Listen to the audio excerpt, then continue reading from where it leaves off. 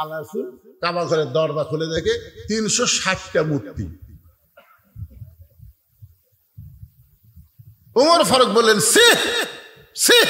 এতদিন মদিনা থেকে এই কাবার দিকে মুখ করে নামাজ পড়ছি, যে কাবার মধ্যে 360টা মূর্তি। আল্লাহ রাসূল বলে, ওমর তুমি কি বলতে চাও? ওমর বলতেছে, আল্লাহর ঘরের মধ্যে এরা মূর্তি ঢুকালো কেমনে?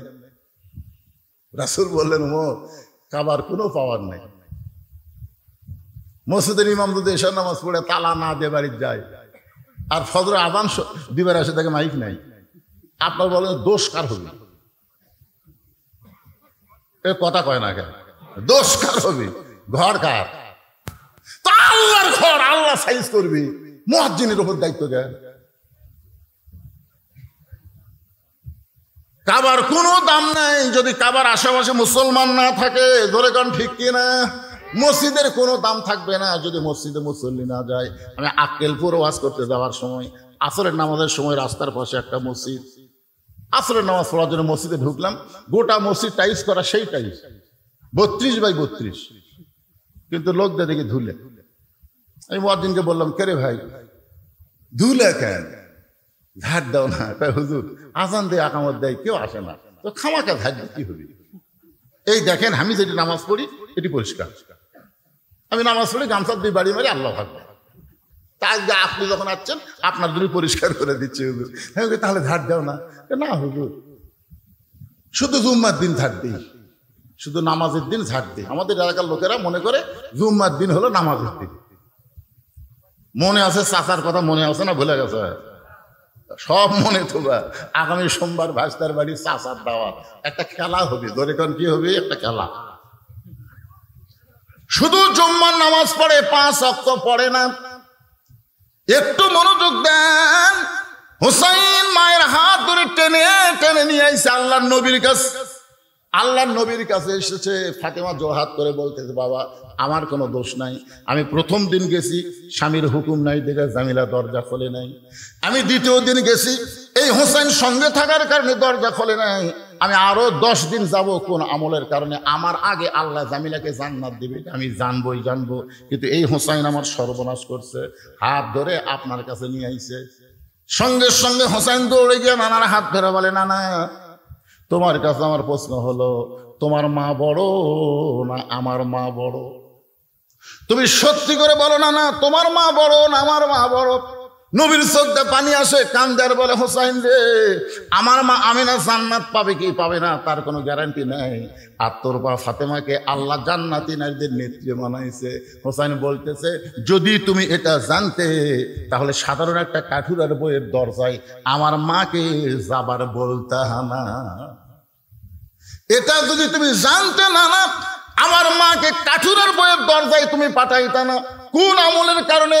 ওই কাঠুরার খারাপ। আল্লাহ বলেন, উদউ ইলা সাবিলি রাব্বিকা বিল হিকমা মাউইযাতিল লিল হাসানা। মুসা আমি ফেরাউনের কাছে পাঠাইছি গন্ডগোল করার জন্য নয়, বরং হিকমতের সঙ্গে দাওয়াত দাও, সুন্দর ভাষায়। ধরে কেন সুবহানাল্লাহ। যখন মুসা নবী সুন্দর ভাষায় ফেরাউনকে দাওয়াত দেওয়া শুরু করলেন, তারপরেও যখন ফেরাউন গ্রহণ না করে, ফেরাউন বলতেছে, আমি লা ইলাহা ইল্লাল্লাহকে বিশ্বাস করি না। এ মুসা আমার কাছে এই দাওয়াত কেন দিবি? এই বলে ফেরাউন যখন সৈন্য সামন্তকে বললেন ধর, যেই বলছে ধর, মুসা বলতেছে, আল্লাহ ফেরাউনের সৈন্যগুলো আমাকে ধরবার চাই, এখন আমি কি করব? আল্লাহ বলে, দৌড় মার। কার হুকুম? তাহলে দৌড়ানা কার হুকুম? আপনারা কি মনে করতেছিলেন হাসিনা যে হারে অত্যাচার শুরু করছিল বাংলার জনগণ কিছু করবার পারত না? কিন্তু আল্লাহ বলেছেন, একটু ধৈর্য ধর, দৌড়দৌড়ি কর, একটু আলুর বাগড়ের মধ্যে লুকা থাক, সময় আসবে। জোরে কোন কথা ঠিক কি না? আল্লাহর হুকুমে মুসা নবী মারছে দৌড়। ফেরাউন সৈন্য সামন্ত নিয়ে মুসা নবীর পিছনে দৌড়ায় আর চিল্লায় বলে, মুসা আমাদের ভয়ে দৌড়াইতেছে, মুসা আমাদের ভয়ে দৌড়াই। মুসা মনে মনে কয়, আমি যে কার হুকুমে দৌড়াই? আপনারা বলেন তো, গিরি ছাওরের মধ্যে যে আল্লাহ নবী লুকিয়ে ছিল, এটা কি আবু জেহেলের ভয়ে? জোরে এখানে, এটা কি আবু জেহেলের ভয়ে? এটা আল্লাহর হুকুম। এমন এক জায়গায় মুসা নবী দাঁড়াইছে, তিন দিকে ফেরাউন সৈন্য নিয়ে, আর সামনের দিকে সাগর। এখন ফেরাউন বলে, মুসা আর দৌড়াবি না, আর দৌড়াবি না, তিন দিকে আমরা সৈন্য সামন্ত অস্ত্র নিয়ে দাঁড়ায় আছি, সামনে সাগর দেখা যায়, তো দৌড়ানো শেষ। মুসা বলতেছে, হাসবি আল্লাহ নিমাল ওয়াকিল অনিমাল মাওলা অনিমান নাসির। আল্লাহ আমার যেখানে শেষ সেখানে আপনার শুরু, জোরে কান সুবহানাল্লাহ। আল্লাহ বললেন, মুসা লাঠির আঘাত করো।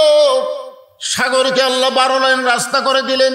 সাগরকে রাস্তা পাওয়ার পরে ওই সাগরের তলদেশে রাস্তার ভিতরে মুসা নবী আল্লাহর শুকরিয়া তান 4 রাকাত নামাজ আদায় করে। ওই নামাজটা আল্লাহর এতই ভালো লাগে, আল্লাহ নবীকে বলে, ও গো নবী, আপনার উম্মতের জন্য মুসা নবীর ওই 4 রাকাত নামাজ আসরের নামাজ হিসেবে দিয়ে দিলাম। আপনার উম্মতেরা যত্ন করে যখন আসরের নামাজ জামাতের সঙ্গে আদায় করবে, মুসা নবীর সমপরিমাণ সওয়াব আমি আল্লাহ দিয়া দিব। এখন যে সূরা থেকে আলোচনা হবে, এই সূরার নাম কি? আসর। ধরে বলেন, নাম কি? আসর শব্দের অর্থ হলো সময়। এই যে দেখেন, ছোট্ট একটা বাচ্চা হাতে মোবাইল নিয়ে বসে আছে, সময়ের শপথ করেছেন আল্লাহ, কারণ সময় অত্যন্ত গুরুত্বপূর্ণ একটা সাবজেক্ট। সময় অত্যন্ত গুরুত্বপূর্ণ একটা বিষয়। এই যে ছোট ছোট বাচ্চাদের হাতে আপনারা মোবাইল দিচ্ছেন, আপনারা মনে করতেছেন আপনার ছেলে দিন দিন খুব ভালো হচ্ছে, সময় যাচ্ছে আর ওই যে কি মাল হচ্ছে। এখন বুঝতে না পারলে কিছুদিন পরে চোখের পানি বের হবে, তখন আর কান্দা কোনো লাভ হবে না। কাঁচা কুঞ্চি আপনি যেমন করবেন তেমন করা যাবে, কিন্তু কুঞ্চি যদি পেকে যায়, শুকনা হয়ে যায়, তখন আর কিছু করা যায় না, কিছু করবার গেলে ভেঙ্গে যায়। ধরে কোন কথা ঠিক কিনা? এই জন্যে আল্লাহ রাসূল বলেছেন, 7 বছর থেকে নামাজের তালিম দাও, 10 বছর থেকে জোর করে নামাজ ধরো। তোমার এই সন্তান নিয়ে তোমার কোনো টেনশন করা লাগবে না, আমার নামাজই তাকে ভালো করে দিবে। ধরে কোন কথা ঠিক কিনা? আল্লাহ তাআলা সময়ের কসম করলেন। সময় অত্যন্ত গুরুত্বপূর্ণ একটা সাবজেক্ট। আজ থেকে প্রায় 50 বছর আগে আব্দুল আলিম, নাম শুনছেন? আব্দুল আলিম সময় নিয়ে একটা গান গাইছে, সময়ের ওপরে। মিশে মায়ায় বন্দি থাইকা করলাম কত খেলা, পশ্চিমে তাকায়া দেখো তোমার ডুইবা গেছে বেলা, এক পলকের নাই ভরসা, মিশে সকল আশা, কখন বুঝি দারুণ ঝড়ে ভাঙবে তোমার বাসা। আপনারা যারা এখানে এসেছেন, আপনারা কোনো এক লোককে দাঁড়ায় বলতে পারবেন, হুজুর আমি এখানে এসেছি, এখান থেকে বাড়ি যাবই। একটা লোক দাঁড়ায় বলেন, হুজুর আপনি কি করেন? আমি এসেছি বাড়িতে যাবই। আল্লাহ বলতেছে, না তুমি বাড়িতে যাচ্ছ না, তুমি ঘোড়াধাপ বাজারে যাচ্ছ না, তুমি বগুড়া শহরে যাচ্ছ না, প্রত্যেক ধাপে ধাপে তোমার হায়াতকে অতিক্রম করে তুমি কবরের দিকে হাঁটতেছো। জোরে বলেন কথা ঠিক কিনা? সময় যেই মাগরিবের নামাজ চলে গেছে, যে শান নামাজ চলে গেছে, যতই কান্দেন ওই সময় আর ফেরত আসবে না। জোরে বলেন কথা ঠিক কিনা? প্রতিটা মুহূর্তে মুহূর্তে সময় আমাদের কাছ থেকে বিদায় হয়ে চলে যাচ্ছে। এই জন্য আল্লাহ তাআলা সময়ের শপথ করে বললেন, ইন্নাল ইনসানা লাফি খুসর, নিশ্চয়ই মানুষগুলো ক্ষতির ভিতরে। খুব খেয়াল করবেন। আমার আগে যে বক্তা ওয়াজ করলো উনি বললেন, আল্লাহ তাআলা বলেছেন, ওমা খলাকতুল জিন্না ওয়াল ইনসা ইল্লা লিয়াবুদুন, জিন এবং মানুষকে আল্লাহ ইবাদতের জন্য সৃষ্টি করেছে। জোরে কোন কথা ঠিক কিনা? আপনারা এখন এই এত জোরে চিল্লাস না, বুঝিস না, খালি চিল্লাস। যাদেরকে আমি বুঝানোর জন্য বলতেছি, এরকে বোঝা লাগবে না, তোরা খালি বসে থাক। ভালো জায়গায় বসে থাকলেও লাভ আছে না নাই? জোরে কোন আছে না নাই? একক যদি এখন এখান থেকে তুলে দেন, ওরা সাইডে এমন অকাম করবে। এই জন্য এখানে বসে আছে, থাক, যা করে করুক। কিন্তু আপনারা যারা বুঝমান তারা একটু চিন্তা করেন তো, ইবাদতের কথা যেখানে আল্লাহ বললেন, সেখানে আল্লাহ এদিকে খেয়াল করেন, সেখানে আল্লাহ কি বললেন? ওমা খলাকতুল জিন্না ওয়াল ইনসা ইল্লা লিয়াবুদুন, জিন এবং মানুষকে আমি ইবাদতের জন্য সৃষ্টি করেছি। আর যেখানে আল্লাহ ক্ষতির কথা বললেন, ইন্নাল ইনসানা লাফি খুসর, এখানে আল্লাহর বলা দরকার ছিল। কি বলা দরকার ছিল? ইন্নাল জিন্না ওয়াল ইনসানা লাফি খুসর, নিশ্চয় জিন এবং মানুষ ক্ষতির ভিতরে। তো ইবাদতের কথা বলার সময় আল্লাহ জিন ইনসান একত্র করলেন, আর ক্ষতির কথা বলার সময় আল্লাহ জিনক বাদ দিলেন। এই জিনক বাদ দেওয়ার কারণ কি আপনারা জানেন? একটা লোক কথা কয় না, না জানলে বলবেন জানি না। জোরে কন, আরো জোরে কন। যার মুখ খুলতেছেন আমি মনে হয় জানেন। আপনারা এখানে যে আইছেন, আমাকে যে নিয়ে আইছেন, আমি বিশ্বাস করেন গত রাত্রে যেখানে মাহফিল করছি সেখানে লক্ষাধিক লোক। আমি শুধুমাত্র বগুড়া জেলা ছাড়া অন্য কোনো জেলা গেলেই এলা প্যান্ডেল তেজ হয় এই সময়। কিন্তু যে কয়েকজন লোক আপনারা এখানে আইছেন তারা যদি হোহা না করেন, বুঝলেন, তাহলে আমার কাছটা কিছু বার করে পারবেন না। তো এই জন্য একটু হাহু করা লাগবে। তাহলে আপনারা জানেন না, সবাই বলেন আমরা জানি না। কারণ আল্লাহ জিন এবং ইনসান এই দুইটা সৃষ্টির দিকে আপনারা খেয়াল করে দেখেন। আপনারা বলেন তো, জিনক সৃষ্টি করে আল্লাহকে ফেরেশতা দিয়ে সেজদা করে লিসা, কিন্তু আদমকে যখন তৈরি করলেন, আগে তো জিনক সৃষ্টি করছে, তারপরে তো মানুষ। জোরে কোন ঠিক কিনা? আদমকে তৈরি করে আল্লাহ কি বললেন? উসজুদু লিআদম, রে ফেরেশতা তোমরা আদমকে সেজদা করো। সমস্ত ফেরেশতা আদমকে সেজদা করলেন, কিন্তু একজন করলেন না। এই যে গল্প করা চলবে না। এই যে বাবা, এই কি এক মোবাইল কি শুরু করছে রে? সমস্ত ফেরেশতারা সেজদা করলো, কিন্তু একজন করলো না। আপনারা বলেন তো, ওটা কি ফেরেশতা? ওটা কে? ওটা জিনেরই সন্তান। ফেরেশতার জিন যখন যুদ্ধ লাগলো, তখন বুড়া জিনগুলো সব মরে গেল, আর জুয়ান জিনগুলো সব কুয়ে কাহা পাহাড়ে গিয়ে আশ্রয় নিল। আর এই জিনের বাচ্চা মাটির খেলে গড়াগড়ি করে, ছোট বাচ্চা গড়াগড়ি করতেছে। তখন ফেরেশতা কয়, আল্লাহ আছাড় মারা মারবো নাকি? আল্লাহ তখন বললেন, কুল্লু মাউলিদুন ইউলিদু আলাল ফিতরাত, এ এখনো পাপ করার বয়সে হয়নি, ছোট, এক মারবা কেন? তো বলে, এর তো সবাই দৌড় মারছে, বুড়ারা মরিছে, জুয়ানগুলা সব পাহাড়ের গুহার মধ্যে আশ্রয় নিছে, তাহলে এই ছোটটা কি করব? আল্লাহ বললেন, একে তোমাদের কাছে নিয়ে আসো। তখন ওই ছোট জিনের বাচ্চাকে ফেরেশতারা তাদের কাছে নিয়ে আসলো। আস্তে আস্তে বড় হলো। এক সময় চাল চরিত্র ইবাদত দেখে আল্লাহ তাকে বললেন মুআল্লিমুল মালাইকা। যদিও ফেরেশতা নয়, তারপরে সমস্ত ফেরেশতাদের ওস্তাদ বানায় দিলেন। জোরে বলেন সুবহানাল্লাহ। সবাই সেজদা করলো, ওই মাথা খাড়া করে থাকলো, ওই আর সেজদা করলো না। তো আল্লাহ ডাক দিয়ে বললো, কে ইবলিস, এই সবাই আদমকে সেজদা করলো, তুই করলি না কেন? ইবলিস বলতেছে, আল্লাহ এই মাথা শুধু আপনাকে সেজদা করবে, আপনি ছাড়া অন্য কাউকে সেজদা করবে না। আপনার বলেন তো, ইবলিসের কথা ভালো না খারাপ? খারাপ করে দেখলেন। কথা ভালো, কিন্তু অন্তর। আল্লাহু আলিমুম বিজাতিস সুদূর।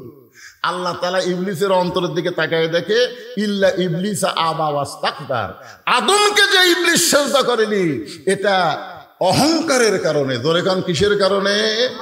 আজও যারা নামাজ পড়ে না, আল্লাহকে সেজদা করে না, এরা হলো ইবলিসের চেলা চামুন্ডা। জোরে বলেন কথা ঠিক?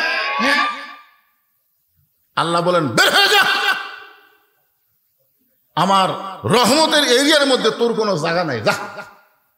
তো এখন ইবলিস যাওয়ার সময় বলতেছে, আল্লাহ আপনি যখন আমাকে বাইর করে দিচ্ছেন, আমার থাকার তো কোনো উপায় নাই। তো যাওয়ার আগে আপনাকে একটা প্রশ্ন করবার চাই। আল্লাহ বলে, কি প্রশ্ন? ইবলিস বলতেছে, আল্লাহ আমার প্রশ্ন হলো, আল্লাহ বড় না আদম বড়? প্রশ্নটা খুব খেয়াল করবেন। ইবলিস কি প্রশ্ন করতেছে?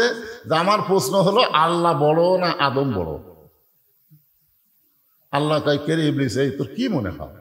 ইবলিস বলতেছে, আল্লাহ 6 লক্ষ বছর আপনাকে সেজদা করছি, আর আদমকে শুধু একটা সেজদা করিনি। একটা সেজদা না করার কারণে আপনি যদি এরিয়ার থেকে বের করে দেন, তাহলে 6 লক্ষ বছর সেজদা করলাম, তার খবর কি? একটা সেজদা না দেওয়ার কারণে রহমতের এরিয়া থেকে যদি আমাকে বের করে দেন, তাহলে 6 লক্ষ বছর সেজদা করলাম, তার খবর কি? আল্লাহ বলে, ইবলিস আমি আল্লাহ আদমকে এত ভালোবাসি, আমার চাইতেও অনেক বেশি। একটা সেজদা না দেওয়ার কারণে তোমার 6 লক্ষ বছরের সেজদা আমি বাতিল করে দিয়েছি। আপনারা সুবহানাল্লাহ বলেন না, মানে বুঝবার পারেন না। বুঝতে পারছেন? বুঝবার পারলে সুবহানাল্লাহ বলা ছাড়া একটা মুখও থাকতে। আমি আল্লাহ আদমকে এত ভালোবাসি, আমার চাইতেও অনেক বেশি, আল্লাহর চাইতে আল্লাহ আদমকে বেশি ভালোবাসে। আর এই ভালোবাসার কারণে, একটা সেজদা না দেওয়ার কারণে তোমার 6 লক্ষ বছরের সেজদা আমি বাতিল করেছি। তাহলে চিন্তা করেন, আল্লাহ ইবাদতের সময় জিন ইনসান একত্র করলেন, আর ক্ষতির কথা বলার সময় আল্লাহ জিনক বাদ দিলেন। জিনক বাদ দেওয়ার কারণ হলো আল্লাহ ইনসানকে এত ভালোবাসে যে মানুষ যেন ক্ষতির মধ্যে না পড়ে। এই ওষুধ আল্লাহর কাছে আছে না নাই? আল্লাহ বললেন, ইল্লাল্লাযীনা আমানু ওয়া আমিলুস সালিহাতি ওয়া তাওয়াসাউ বিল হাক্কি ওয়া তাওয়াসাউ বিস সাবর। এখানে বিষয় হলো 4টা। ধরে কোন কয়টা? 4টা বিষয় আপনাদের সামনে আলোচনা করা হবে। একটু মনোযোগ দিয়ে শোনার দরকার আছে না নাই? 1 নম্বর বিষয়ের নাম হলো ঈমান। ঈমান যদি না থাকে, আপনি যতই ভালো কাজ করেন, একটা কাজও আল্লাহর দরবারে কবুল হবে না। জোরে বলেন, 1 নম্বর বিষয়ের নাম কি? ঈমান যদি না থাকে। আপনার বলেন তো, আমাদের বাংলাদেশে শতকরা কত ভাগ মুসলমান? এ বাংলাদেশ কত? 95, 95 করে দিচ্ছে। হায় হায়, 92। আসলে এবার জরিপে দেখা গেছে 92% মুসলমান। এই 92% মুসলমান শতকরা হিসাবে বাংলাদেশে। তো কত পার্সেন্ট ইমানদার? না, 92% মুসলমান করলেন, কিন্তু ইমানদার কত পার্সেন্ট?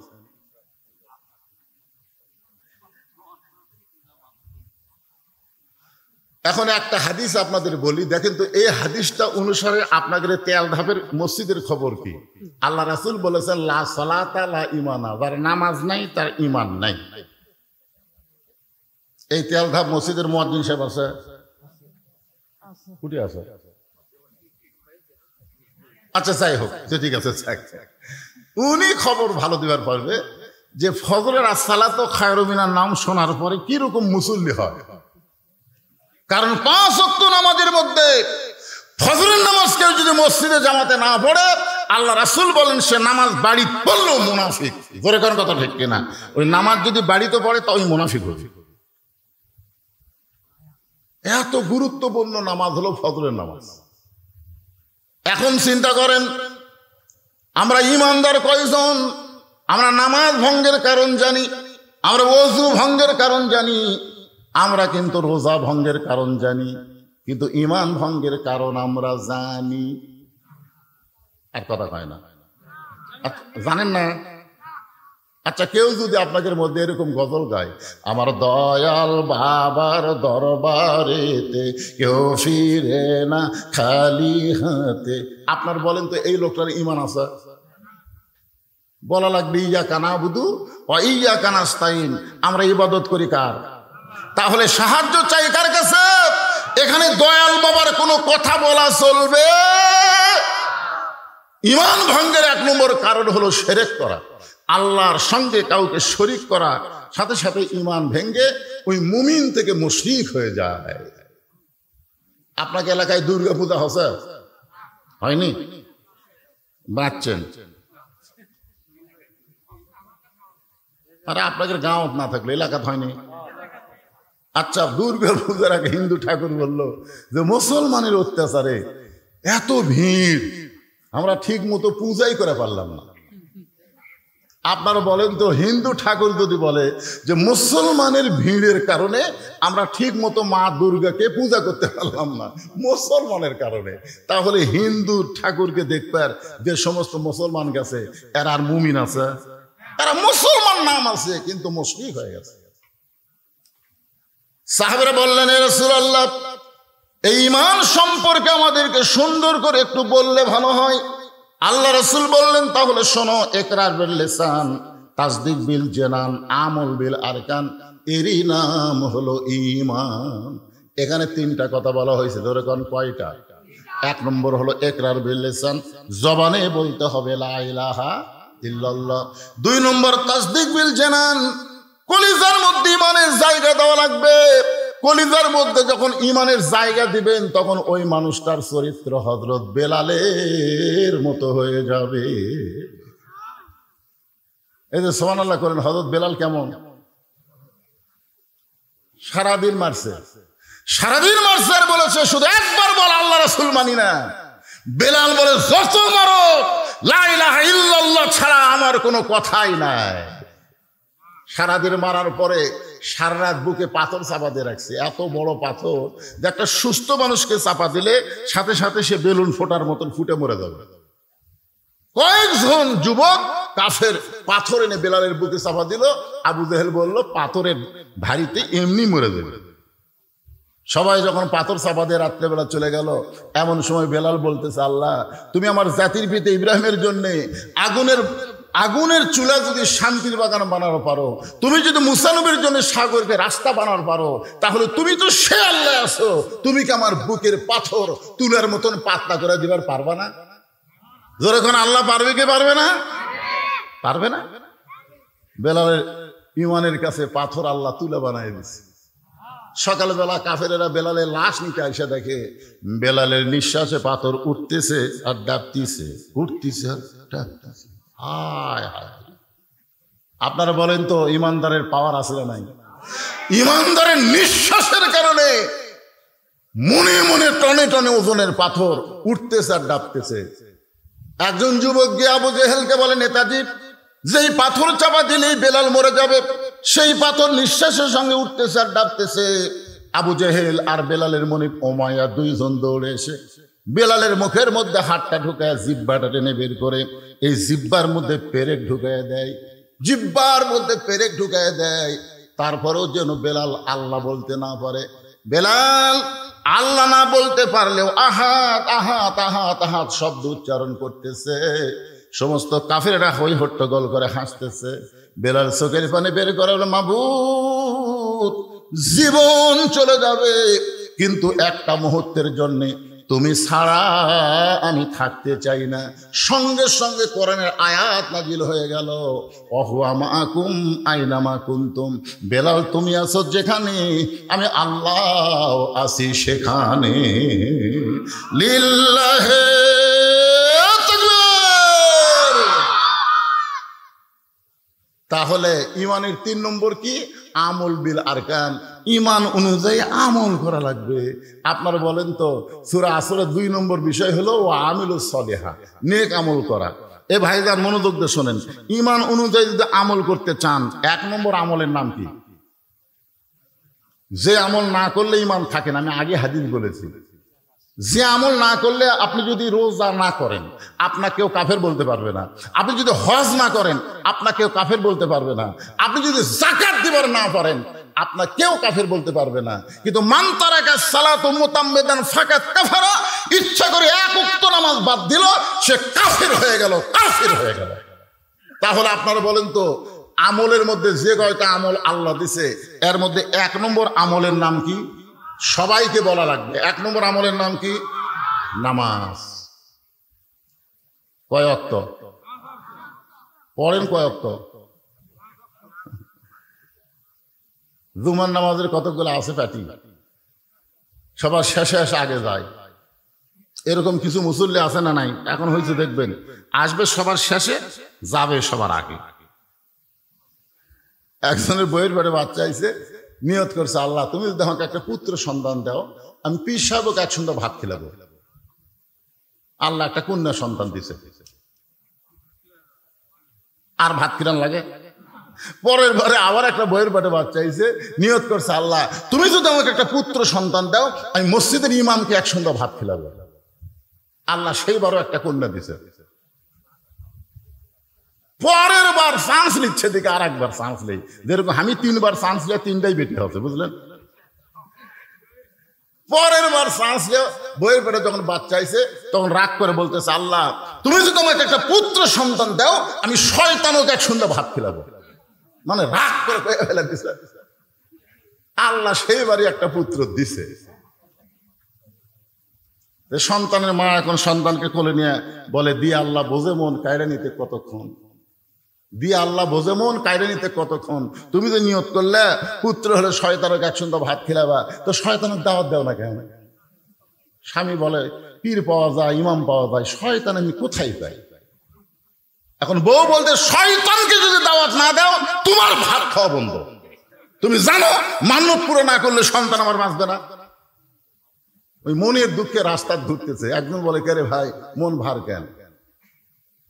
মন ভার কেন? বেটা হওয়ার কারণে। কারে পাগলা, বেটা হলে মানুষ খুশি হয়, তোর মন ভার কেন? বলে নিয়ত করছি ভাই শয়তানকে একসঙ্গে ভাত খেলাবো। এখন শয়তান আমি কোথায় পাই? বউ বাড়ির ভাত বন্ধ করে দিছে, শয়তানকে দাওয়াত না দিলে আমাকে ভাত খেলাম। ইতিমধ্যে বাবা চোখ বন্ধ করে এক মুড়ি খপ করে পড়ে গেছে। বলতেছে বাবা আপনি চোখ বন্ধ করে থাকতে থাকতে এরকম হঠাৎ ঝাঁকি মারার কারণ? বলে আমি চোখ বন্ধ করে দেখতেছি কাবার উঠে একটা মুরগি ঘুরতেছে, এটি থেকে ঝাঁকি দিয়ে মুরগি খেতে দিলাম যদি পায়খানা করে। মুরিদরা কয় হাই রে বাবা কোথায় কাবা আর কোথায় বাবা? যে বাবা চোখ বন্ধ করলে কাবা ঘরের মুরগি দেখবার পায়, সেই বাবার কাছে যা শয়তান কোন জায়গাতে আছে বাবাই কবাই হবে। মুরিদের কথা মতোই বাবার দরবারে গেছে। বাবা বলতেছে কে রে তোকে নতুন দেখতেছি, তোর নিয়ত কি? তোর তো কোনোদিন দেখি না। বলে বড় আশা নিয়ে আইছে বাবা, শয়তান কোন জায়গাতে আছে একটু খবর দেন তো। বাবা কয় শয়তানের খবর কেন? বলে আমার একটা ছেলে হয়েছে, আমি নিয়ত করছি শয়তানকে একসঙ্গে ভাত খেলাবো, কিন্তু শয়তানকে খুঁজে পাচ্ছি না। কেন তুই নিয়ত করে পারিস না পীর সাহেব একসঙ্গে ভাত খেলাবো? বলে হ্যাঁ বাবাকে খাওয়াবার চাইছিলাম, কন্যা হচ্ছে। ইমামকে খাওয়াবার চাইছিলাম, কন্যা হচ্ছে। যেই শয়তানকে খাওয়াবার চাইছি পুত্র হচ্ছে। বাবার হাতে এক লাঠি ছিল, মারছে বাড়ি। ওই বাড়ি খায় আসতেছে, আস্তে আস্তে রাস্তার মধ্যে ইমামের সাথে দেখা। ইমাম বলছে ভাই কোথায় গেছিলেন? বলে বাবার দরবারে। কেন? বলে শয়তানের খোঁজে। খোঁজ তো দিবার পারলো না, লাঠিতে মারলো বাড়ি। ইমাম বলতেছে শয়তানকে খুঁজবার অত দূর যাওয়া লাগবে কেন? ওই আটরশি যাওয়া লাগবে শয়তানকে খুঁজবে? অত দূর যাওয়ার দরকার নাই। শয়তানকে যদি পাবার চান লাগাতার 3 জুম্মা মসজিদের শেষ কাতারে নামাজ পড়বেন। আপনি খালি খেয়াল করে দেখবেন সবার শেষে আসে কে, সবার আগে যায় কে? সবার শেষে আসবে, সবার আগে যাবে। একই লোক যদি লাগাতার 3 জুম্মা এই আমল করে তাহলে বুঝবেন উই শয়তান। সবার শেষে আসে, সবার আগে যায়। একই লোক যদি লাগাতার কয় জুম্মা 3 জুম্মা যদি আমল করে তাহলে বুঝবেন ওই শয়তান। ওরই একসঙ্গে ভাত খাওয়ায় দিলে আপনার মান্যত পুরা হবে। কারণ আল্লাহ কোরআনে বলেছেন মিনাল জিন্নাতি ওয়ান নাস, শয়তান খালি জিনের মধ্যে না, শয়তান মানুষের মধ্যেও আছে। এখন মসজিদের শেষ কাতারে নামাজ শেষ করে বসে আছে, সবার শেষে আসে কে? প্রথম জুম্মায় দেখে সবার শেষে আইছে ওর চাচা। সবার শেষে কি আইছে? ওর চাচা। মনে মনে বলতেছে কাজ কামের ভিড়ে চাচা না হয় সবার শেষে আইলো, চাচা যেন আগে বার না হয়। দেখে সবার আগে ওর চাচাই বার হয়ে গেল। দ্বিতীয় জুম্মায় দেখে সবার শেষে ওর চাচা, সবার আগে ওর চাচা। এখন তৃতীয় জুম্মা আল্লাহ বলতেছে আল্লাহ আজকে ফাইনাল জুম্মা, আল্লাহ আজকে যেন চাচা সবার শেষে না আগে। যতই দোয়া করুক শয়তানের জন্য দোয়া করবি। সবার শেষের চাচাই আইছে, ওই এখন বলতেছে আল্লাহ শেষে আইছে কিন্তু সবার আগে যেন বার না হয়, অন্তত চাচার আগে কেউ একটা বার হোক। কারণ আমি শয়তান দেখবার চাই, তাই বলে বাপের ছোট ভাই শয়তান হোক এটা আমি দেখবার চাই না। কিন্তু যেই মাত্র সালাম ফিরাছে চাচাই আগে বার হয়ে গেছে। একদিক দিয়ে খুশি, একদিক দিয়ে বেজার। খুশি হওয়ার কারণ হলো শয়তান পাওয়া গেছে, আর বেজার হওয়ার কারণ হলো চাচাই শয়তান। এখন চাচার বাড়িতে গিয়ে বলে চাচা আগামী সোমবারে আমার বাড়িতে আপনার দাওয়াত, আগামী সোমবারে দুপুর বেলায় আমার বাড়িতে আপনার দাওয়াত। চাচা ছোট বাচ্চার মতন কাঁদতেছে। বাচ্চা বলে চাচা কান্দেন কেন? চাচা কান্দের বলে বর্তমানে বইয়ের অত্যাচারে, বেটার বইয়ের অত্যাচারে বেটার বাড়িতে আমার খাওয়া হয় না, আপনি ভাস্তা হয়ে আমার দাওয়াত দিবি। অনেক বেটার বউ আছে, বেটার বউ হওয়ার পর থেকে বাপ মাকে আর দেখতে দেয় না। ধরে কোন কথা ঠিক কিনা? এরকম আছে না? না, শাশুড়ি বসে আছে বইয়ের কাছে। এখন জামাই বলতেছে আম্মা আমি ঘোড়া ডাব যাচ্ছি, আম্মা আপনি ডাব খাবেন না গ্লুকোজ খাবেন? ডাব খাবেন না গ্লুকোজ খাবেন? বউ বলতেছে আমার মাও দুটাই খায়, দুটাই খায়, ডাবও খাই গ্লুকোজও খায়। তখন বলতেছে আমি আম্মার জন্য ডাবও আনবো গ্লুকোজ আনবো। এই কথা বলে ওই ব্যাগলা বের হচ্ছে, দেখে দরজা তোর মা খাড়া হয়ে আছে। মায়ের দিকে তাকায় না, মাথা নিচু করে যাচ্ছে। মা বলতেছে, বাবা গত সপ্তাহে 10 টাকার পান আনছিলি, পান ফুরে গেছে, আজকে যখন ঘোড়াধাপ বাজারে যাচ্ছিস আমার জন্য 1 বিড়া পান আনিস। বলে এই জন্যই তো তাকাই না, খালি খাই খাই খালি খাই খাই। 10 টাকার পান দিয়ে 1 মাস চলান যায় না। নিজের মাকে বলতেছে খাই খাই, আর শাউরের জন্য ডাবার গ্লুকোজ আনবার চাই। এরকম পাটা মার্কা বেটা আছে না নাই? জোরে করে আছে না নাই? এখন চাচা কান্দার বলে, বর্তমানে বেটার বইয়ের অত্যাচারে বেটার বাড়িতে আমার খাওয়া হয় না, আপনি ভাস্তা হয়ে চাচাক দাওয়াত দিলি। ভাস্তা মনে মনে কয়, কি দেখে যে দাওয়াত দিছি আগে বলবো না, আগে কাম হয়ে যাক তারপরে বলবো। ধরে কোন ঠিক কি না? বাজান একটু মনোযোগ দেন। এইরকম জুমার নামাজ আদায় করে অনেক আল্লাহর বান্দা। আগামী সোমবারে চাচার ভাস্তার বাড়িতে চাচার দাওয়াত, আমি আপনাদের অবশ্যই বলবো খবরটা কি হয়। তার আগে যারা শুধু জুম্মার নামাজ পড়ে তাদের জন্য বলতেছি। একজন আমাকে বলতেছে, হুজুর আমি 5 ওয়াক্ত পড়ি না, শুধু জুম্মার নামাজ পড়ি, আমি কি বেনামাজি? কন আপনি কন, আমি তো জুম্মার নামাজ পড়ি হুজুর, তাই বলে কি আমি বেনামাজি? আল্লাহ আমাকে জান্নাত দিবে না? তখন আমি বললাম, লা তাকনাতু মির রাহমাতিল্লাহ, ইন্নাল্লাহা ইয়াগফিরু যুনুবা জামিয়া ইন্নাহু হুয়াল গাফুরুর রহিম। আল্লাহর দয়ার কোনো সীমা? আল্লাহ হাসরের ময়দানে বলবে, এই যারা 5 ওয়াক্ত নামাজ পড়নি, খালি জুম্মার নামাজ পড়েছো, আমি আল্লাহ তাদেরকে জান্নাত দিয়ে দিলাম, যাও। তখন খালি জুম্মা যারা পড়ছে এরা খুশি হবি ভাই। আয় আয়, ওরা কষ্ট করে ফজর পড়ছে, জোহর পড়ছে, এসা পড়ছে, খালি জুম্মা পড়ে জান্নাতে যাচ্ছি রে। জান্নাতের দরজার যায় দেখে বিশাল একটা তালা। জুম্মা পার্টি বলবে, আল্লাহ জান্নাত দিলেন, জান্নাতের দরজার যে তালা লাগানো আছে, আল্লাহ বলতেছে খুঁজা দেখ চাবি তোদের কাছে আছে। এবার জুম্মা পার্টি খুঁজা দেখবে, পকেটের মধ্যে একটা চাবি আছে, ওই চাবিটা তালার মধ্যে ঢুকবে কিন্তু ঘুরবে না, ঢুকবে ঠিকই ঘুরবে না। বলে আল্লাহ চাবি তালার মধ্যে ঢুকলো কিন্তু ঘোরে না। আল্লাহ বলে তালার মধ্যে 5টা দাগ আছে, তোর চাবির মধ্যেও 5টা দাগ থাকা লাগবে, দাগে দাগে মিল হবে, কুটটুস করে তালা খুলবে। তোর চাবির মধ্যে দাগ আছে, তাই তেল তেলা। আল্লাহ কিসের 5টা দাগ? আল্লাহ বলবেন ফজর, জোহর, আসর, মাগরিব, এশা, এই 5 ওয়াক্ত নামাজ যারা পড়বে, আসসালাতু মিফতাহুল জান্নাহ, তাদের চাবিটা জান্নাতের দরজা খুলে যাবে। জোরে বলেন সুবহানাল্লাহ। তাহলে ঈমানকে রক্ষা করতে গেলে 1 নম্বর ইবাদতের নাম কি? আরো জোরে বলেন, নামাজ। পুরুষ মানুষের জন্য 1 নম্বর ইবাদতের নাম হলো নামাজ। কিন্তু যারা নারী, এই তেল ধাপের মরদেরা, আপনারা মরদ মানুষ, আপনাদের জন্য 1 নম্বর আমল হলো নামাজ। কিন্তু যারা মেয়ে মানুষ তাদের জন্য 1 নম্বর আমল কি? আমি চা খাই না ভাই, জীবনেও চা খাই না। এদের উপর 42 বছর হয়ে গেল আমার ওয়াজের বয়স, চা কেউ খিলাফ পারনি। আমি সেই দিন চা খাবার চাইছি যেদিন আমার সামনে বসা শ্রোতারা সবাই 1 কাপ করে পাইবে। কারণ খাওয়ার একটা আদর আছে, একলা খাইও না, সবাই মিলা খাও। জোরে কোনো কথা ঠিক কিনা? এক সাহাবী নবীর কাছে 1 গ্লাস দুধ নিয়েছে, এসে বলতেছি, ইয়া রাসূলুল্লাহ, এই দুধটা যদি আপনি পান করেন তাহলে আমি খুবই খুশি হই। নবী গিলাসের দিকে তাকালেন আর সাহাবীর দিকে তাকালেন। নবী তাকায় দেখে সাহাবী খুব গরিব মানুষ। সাহাবী খুব কি মানুষ? গরিব মানুষ। 1 গ্লাস দুধ। নবী কানে কানে বলে, আমার কাছে আসো। যে কাছে আসে তখন বলতেছে, তুমি যে 1 গ্লাস দুধ দিয়েছ আমার খিলানোর জন্য, যখন আমি একলা থাকি তখন আমার দিতে পারো নি। এখন এতগুলো সাহাবীর সামনে আমি ওয়াজ করতেছি আর তুমি 1 গ্লাস দুধ দিয়েছ। তোর কাছে হুজুর আমার বাড়ির তো আর নাই, বস, তোর বাড়ির যখন নাই তোর বস। বসে আল্লাহ রাসূল বলতেছে, আবু বকর তোমার থেকে শুরু হবে, এই গিলাসটা নাও, তুমি পেট ভরে দুধ পান করে উমরকে দিবে, উমর পেট ভরে পান করে ওসমানকে দিও, ওসমান পেট ভরে পান করে আলীকে দিও। এইভাবে রাসূল বললেন যে সবাই পেট ভরে দুধ পান করে আরেকজনকে পার করে দিও।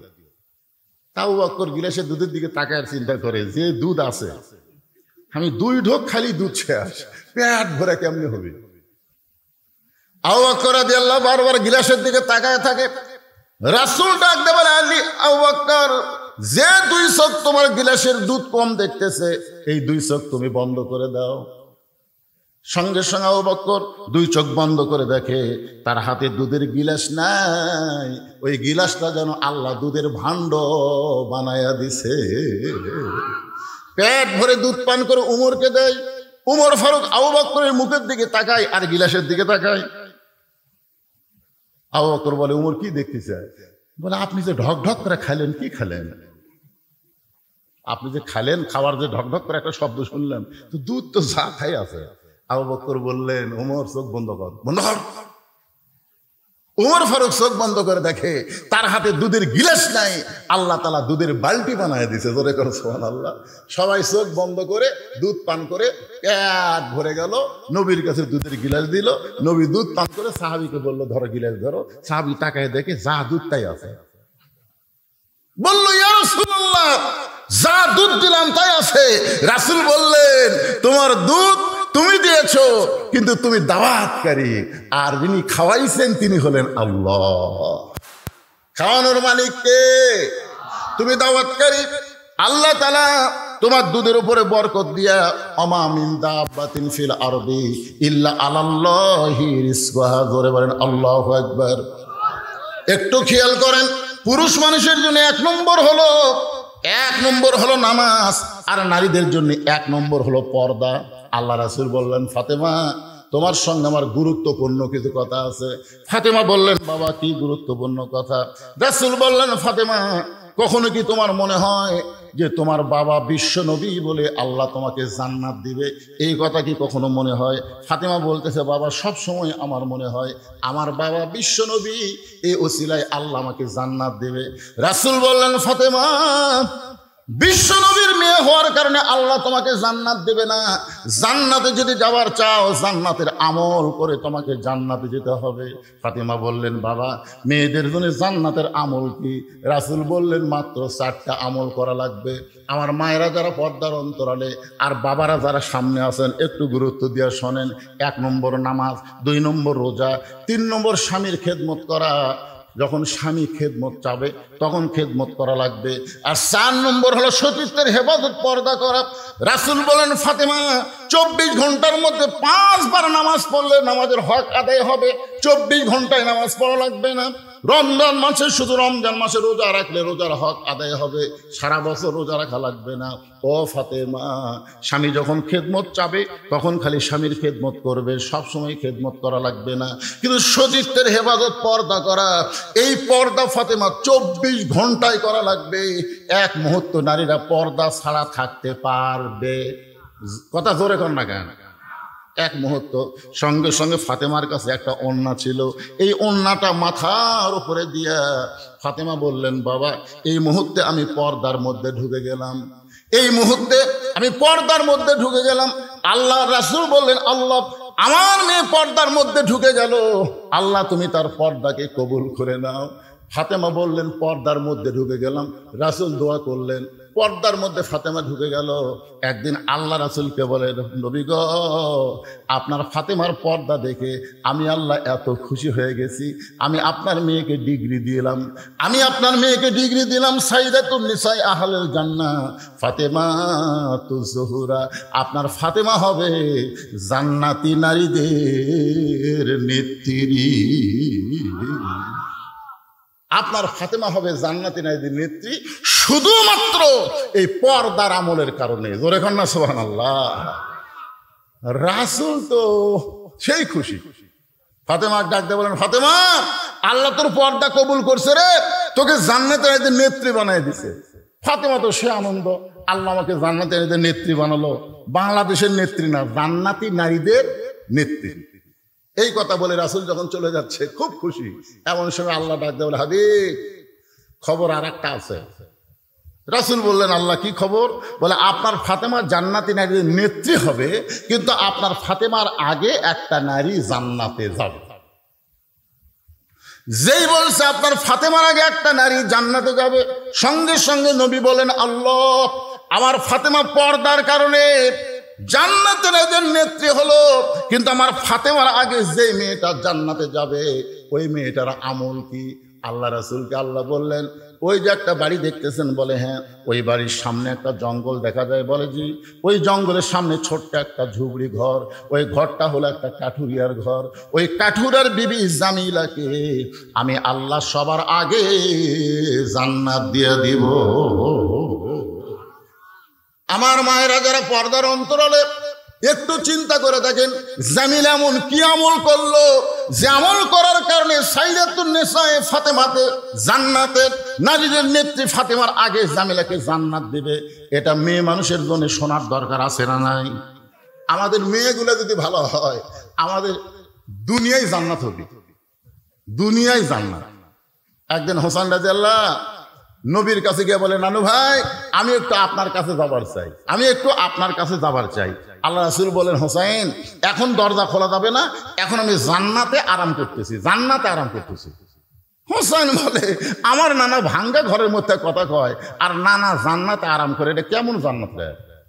জান্নাত গিয়ে উকি বেড়া দেখে বিশ্ব নবী তার বিবির উরাতের উপরে মাথা দিয়ে শুয়ে আছে। হোসেন রাগ করে বললেন, না না, আমার নানির উরাতের উপরে মাথা দিয়ে শুয়ে থাকলে জান্নাতে থাকা যায়? নবী বললেন, তুই ছোট্ট মানুষ, তুই বুঝবি না। তোর নানির মতন বউ যদি কেউ ঘরে পায়, ওই ঘরটা দুনিয়াতে আল্লাহ জান্নাত বানায় দেয়। সুবহানাল্লাহ জোরে বলেন। আজকে যে বউগুলো আমরা পাচ্ছি, এই বউগুলোর কারণে যে সন্তানগুলো দুনিয়াতে আসতেছে, এই সন্তানগুলো অধিকাংশ খারাপ হচ্ছে। ছোটবেলায় আমরা কি গজল গাইলাম, কি বলবো প্রসবের কথা, মা বিনে সেই ব্যথা কেউ তো বুঝিবে না, মাজন থেকে সন্তানের দায়, ওয়াকালে মা মারা যায়, কেন সে মায়ের ভক্তি করো না। এই টেজের উপরে আমরা যে কয়টা আছি সবাই কেউ সিজার করা না। আমরা কি সিজার করা?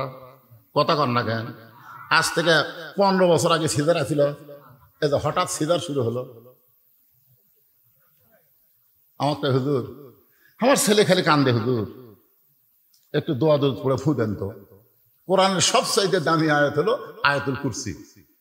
আয়াতুল কুরসি পুরো ফুঁ দিলাম, ফু দেওয়া মাত্র ওর কান্নার বেড়ে গেছে, আগে যা ছিল তার চেয়ে বেশি। ওর মাও কয়েকদিন পরে এসে বলতে, হুজুর কি দোয়া দিলেন, কান্না তো থামলই না, বরং বেশি হয়েছে। হুজুর একটু পানি পড়া দেন তো।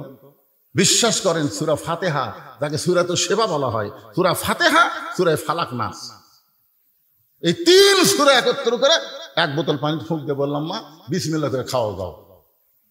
কিছুদিন পরে এসে বলতে, হুজুর বর্তমান দোয়া দরুদের আর কোনো দামই নেই।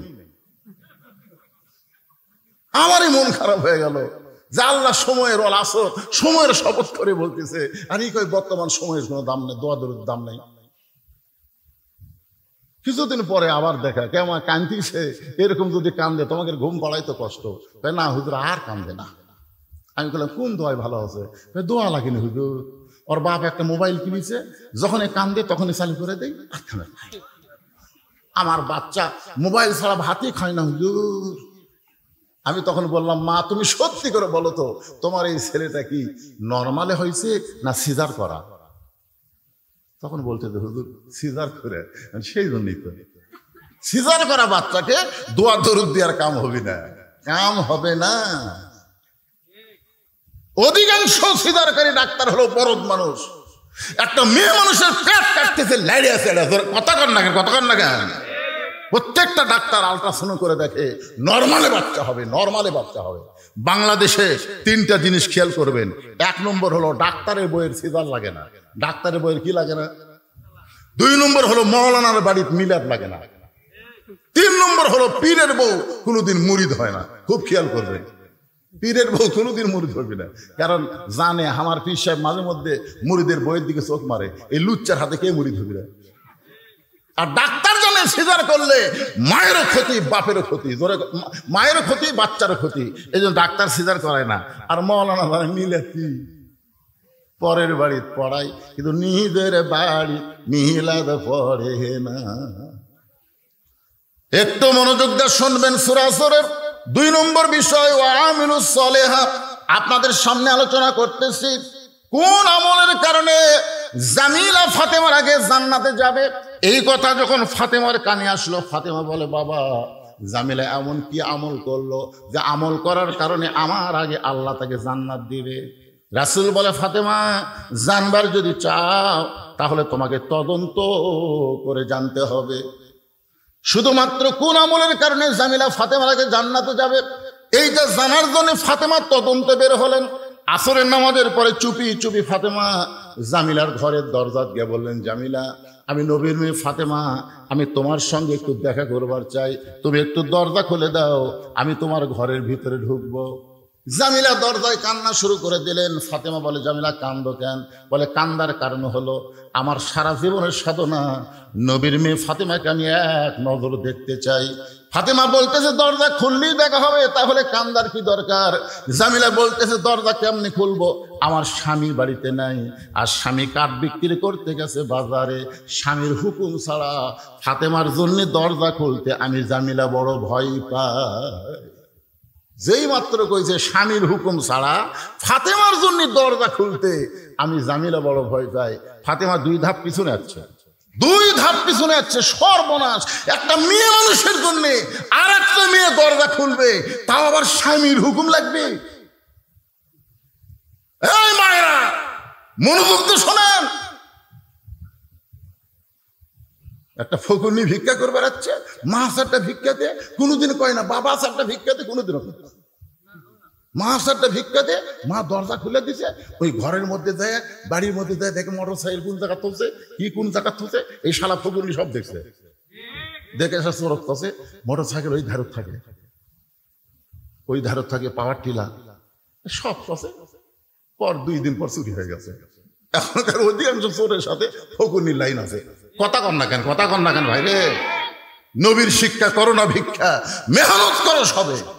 সামান্য কিছু হলে কতকগুলা ফকুনি, স্বামী কয় তালাক দে মরক, তালাক দে, ভিক্ষা করে খামো। ধরে কোন কথা ঠিক না, তালাক দে ভিক্ষা করে খাবে। শুধুমাত্র অসহায় ছাড়া, অন্ধ ছাড়া, বৃদ্ধ ছাড়া, তাদেরকে ছাড়া অন্য কাউকে ভিক্ষা দেওয়া যাবে? কথা বলেন না কেন? ভিক্ষা দেওয়া যাবে? যাবে না। পাইকারে হারে সবাইকে ভিক্ষা দেওয়া যাবে না ভাইজান। একটু মনোযোগ দিয়ে কথাগুলো শুনতে হবে। আমি ওয়ামিলুস সালিহাত, তারপর আসতেছে ওয়াতাওয়াসাউ বিল হক ওয়াতাওয়াসাউ বিস সবর। আপনারা কি বিরক্ত হচ্ছেন? একটু মনোযোগ দিয়ে কথাগুলো শুনতে হবে। ফাতেমা 2 ধাপ পিছনে আইছে, যে স্বামীর হুকুম ছাড়া আমার জন্য দরজা খোলে না, এর বাড়ির মধ্যে ঢোকাই লাগবে। এমন কি আমল করে যে আমল করার কারণে আমার আগে আল্লাহকে জান্নাত দেবে, এটা আমার জানাই লাগবে। ফাতেমার আকর্ষণ আরো বাইরে গেছে। জামিলা বলতেছে, ওগো নবীর মেয়ে ফাতেমা, আজকের মতো আপনি বাড়িতে যান, আগামীকাল যদি এই সময় আসেন, আসা মাত্রই দরজা খুলে দিব, কারণ রাত্রেবেলা স্বামীর কাছ থেকে আমি হুকুম নিব, স্বামীর কাছ থেকে হুকুম নিব, আগামীকাল আসা মাত্রই দরজা খুলে দিব। পরদিন ফাতেমা চুপি চুপি জামিলার বাড়ির দিকে যখন রওনা দেয়, ছোট্ট একটা বাচ্চা সামনে দাঁড়ায় বলে, মা, গতকাল বিকেলবেলা আপনাকে অনেক খুঁজেছি মা, কিন্তু আপনাকে খুঁজে পাই নাই, আজকেও চোরের মতন কোথায় যান, আমিও আপনার সঙ্গে যাবার চাই। ফাতেমা দেখলেন বাচ্চাটা হলো হোসাইন। হাসান হলে বুঝান যাইতো, কিন্তু হোসাইন বলো যেদি, বুঝালেও কাজ হবে না। ওই হোসাইনকে সঙ্গে করে জামিলার বাড়ির দরজায় যেই মাত্র গেছে, হোসাইন দরজার সামনে গিয়ে বলতেছে, মা, এই ভাঙ্গা দরজায় তুমি গতকাল আইছিলা, আজকেও কেন আসলে? এই বাড়িতে এমন কি আছে মা, যেই বাড়িতে আমার মাকে বারবার আসতে হয়, এই বাড়িতে এমন কি আছে? এমন সময় ফাতেমা দরজায় গিয়ে বললেন, জামিলা, তুমি কি দরজা খুলবা না? জামিলা বলতেছে, 1 ঘন্টা হলে আমি দাঁড়িয়ে আছি, আপনি আসা মাত্রই দরজা খুলে দিব। ফাতেমা বলতেছে, তাহলে দরজা খুলে দাও। এবার জামিলা বলতেছে, কে যেন আপনাকে মা মা বলে চিৎকার করে ডাকলো, ওই বাচ্চাকে নিয়ে যদি আপনি ঢুকতে চান তাহলে আজকের মতো আপনি ফেরত যান, কারণ আমার স্বামী শুধুমাত্র আপনার জন্য দরজা খোলার হুকুম দিয়েছে, আপনি বাচ্চাকে সঙ্গে করে আনবেন, এই হুকুম তো আমার স্বামী দেয় নাই। সঙ্গে সঙ্গে হোসেন রাগ করে বলে, মা, যেই মেয়েটা আমি থাকার কারণে তোমার জন্য দরজা খোলে না, এই মেয়েটা কোনোদিন ভালো মেয়ে হতে পারে না, অত্যন্ত খারাপ মেয়ে।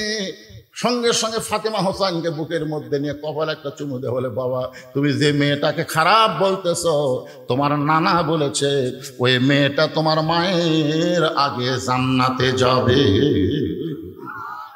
তুমি যে মেয়েটাকে খারাপ বলতেছো, তোমার নানা বলেছে ওই মেয়েটা তোমার মায়ের আগে জান্নাতে যাবে। সঙ্গে সঙ্গে হোসাইন মায়ের হাত ধরে বলতেছে, মা, তাহলে আসল জায়গায় চলো, এই নকল জায়গায় ঘুরে কোনো লাভ হবে না। ফাতেমা বলতেছে আসল জায়গা কোনটা? হোসেন বলে তুমি চেনো না, আমি তোমাকে টেনে টেনে আসল জায়গায় নিয়ে যাব। আপনারা বলেন তো গোটা পৃথিবীর মধ্যে আসল জায়গা কোনটা?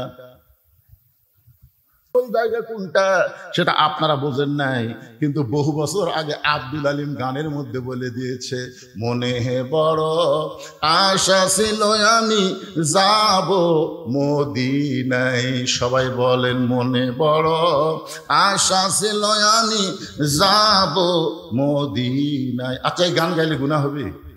এই গান প্রথম কে গাইছিল? আব্দুল আলিম 69 সালে দিনাজপুরে। দিনাজপুরের সমস্ত আলেমেরা ফতোয়া দিছে আব্দুল আলিম আপনি মূর্খ, আপনি মূর্খ দেখে এই গান এভাবে গাচ্ছেন। আব্দুল আলিম বলতেছে আমার মধ্যে মূর্খামির কি দেখলে? সমস্ত আলিম বলতেছে আব্দুল আলিম গানটা যদি গাবার চাও তাহলে এভাবে গাও, মনে বড় আশা ছিল যাব মক্কা মদিনায়। তুমি মক্কারে বাদ দিয়ে শুধু মদিনায় যাওয়ার চাও, যেই মক্কায় 1 রাকাত নামাজ পড়লে 1 লক্ষ রাকাত নামাজের সওয়াব করে গান সুবহানাল্লাহ, সেই মক্কা বাদ দিয়া তুমি মদিনায় যাওয়ার গান গাইতেছো। বরং তুমি বলো মনে বড় আশা ছিল যাব মক্কা মদিনায়।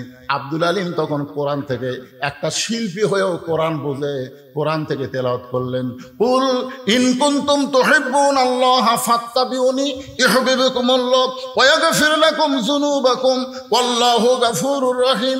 আব্দুল আলিম বলল, রে আলিমেরা শোনো, ওই মদিনার মানুষটাকে যদি হাত করতে পারো, ওই মদিনার মানুষটার সুন্নত যদি আমল করো, ওই মদিনার মানুষটার আদর্শ যদি গ্রহণ করো, তাহলে শুধু মক্কা নয় মক্কার মালিক পর্যন্ত রাজি হয়ে যায়।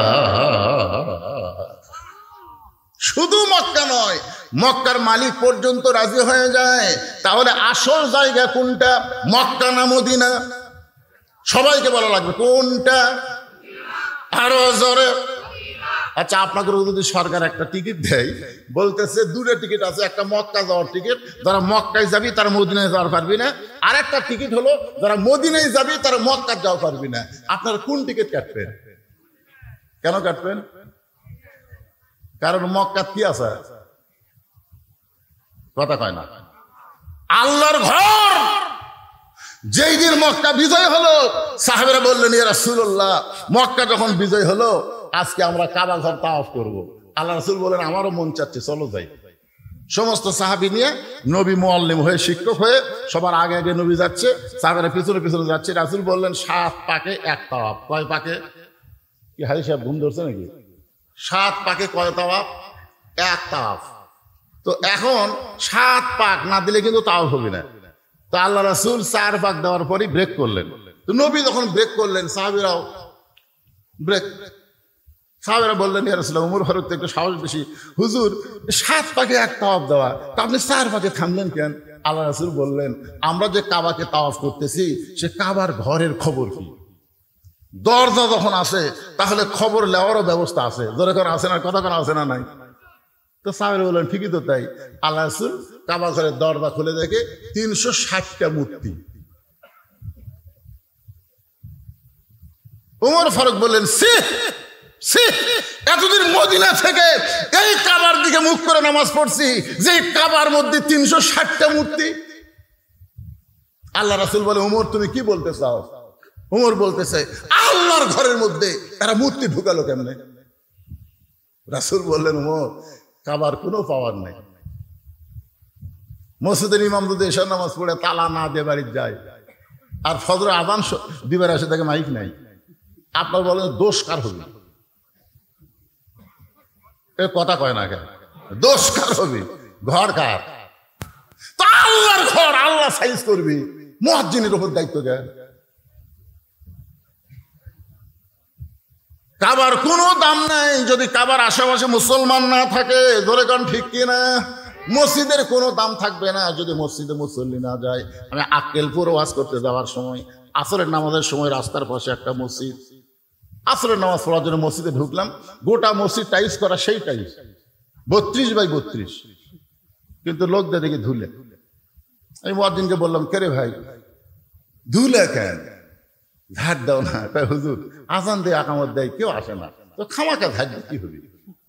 এই দেখেন আমি যেটি নামাজ পড়ি এটি পরিষ্কার, আমি নামাজ পড়ি গামছা দুই বাড়ি মারি আল্লাহ থাকবে। তা আপনি যখন আসছেন আপনার জন্য পরিষ্কার করে দিচ্ছে হুজুর। হ্যাঁ তাহলে ঝাড় দাও না।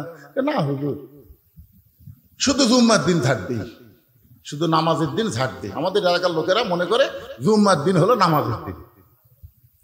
মনে আছে চাচার কথা, মনে আছে না ভুলে গেছে?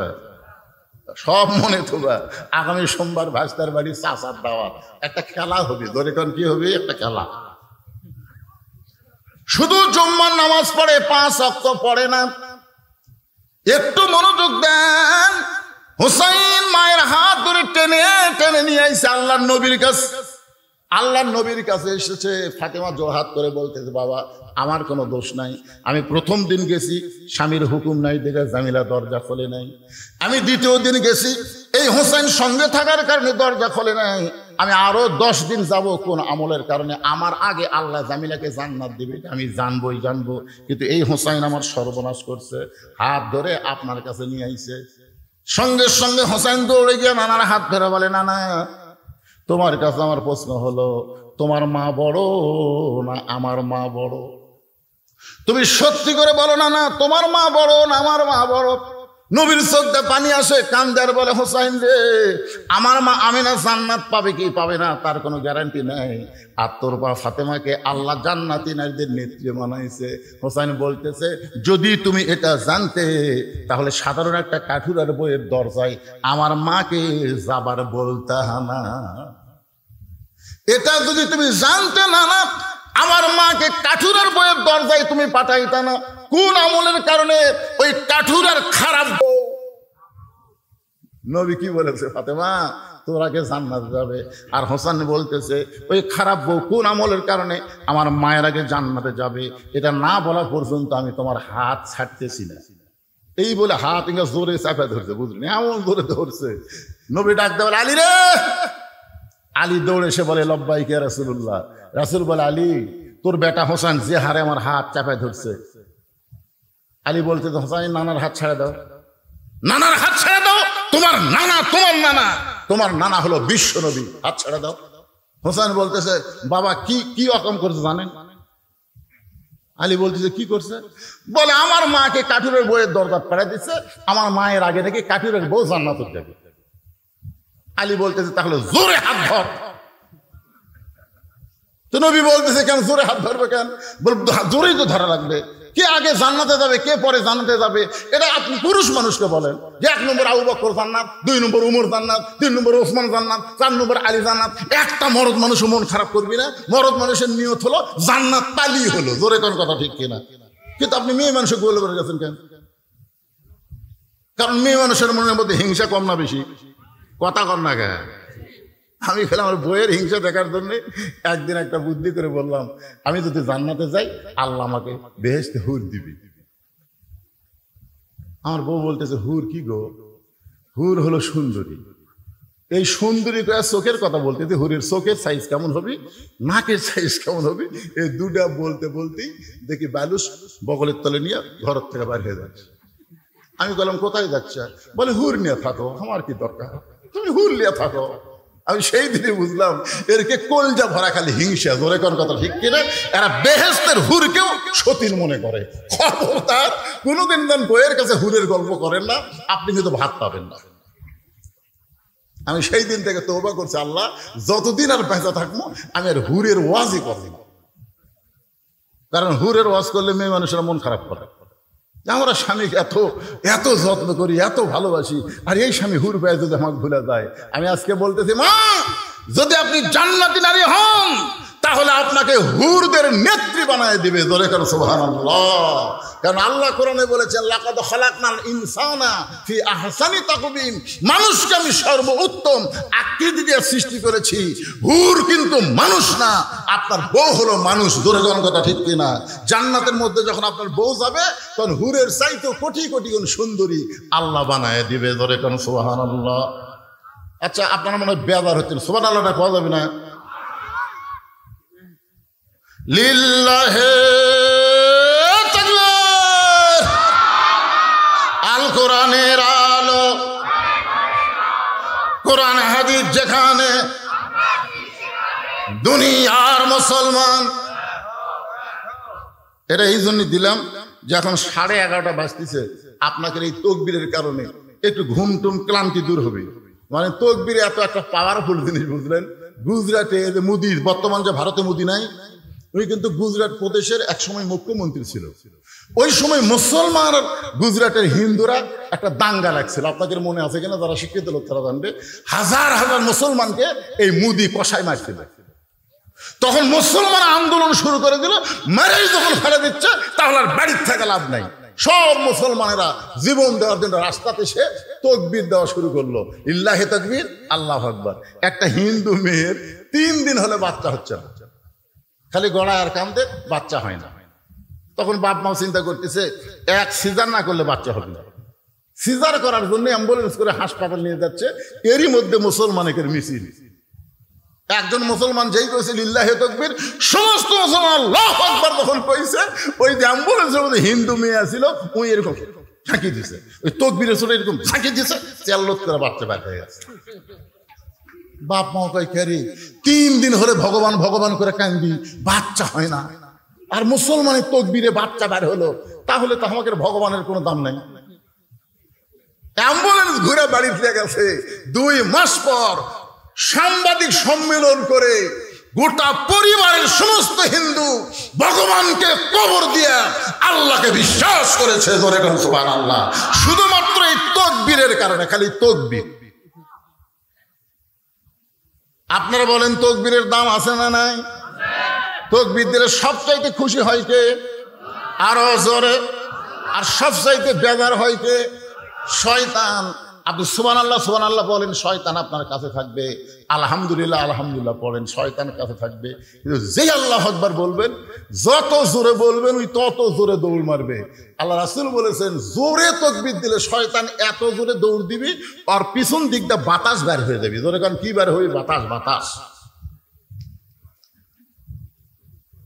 আল্লাহ রাসূল বলেন, আলিফ নিষেধ করেছিলাম, কিন্তু আজকে বলার হুকুম দিয়ে দিলাম। কোন আমলের কারণে?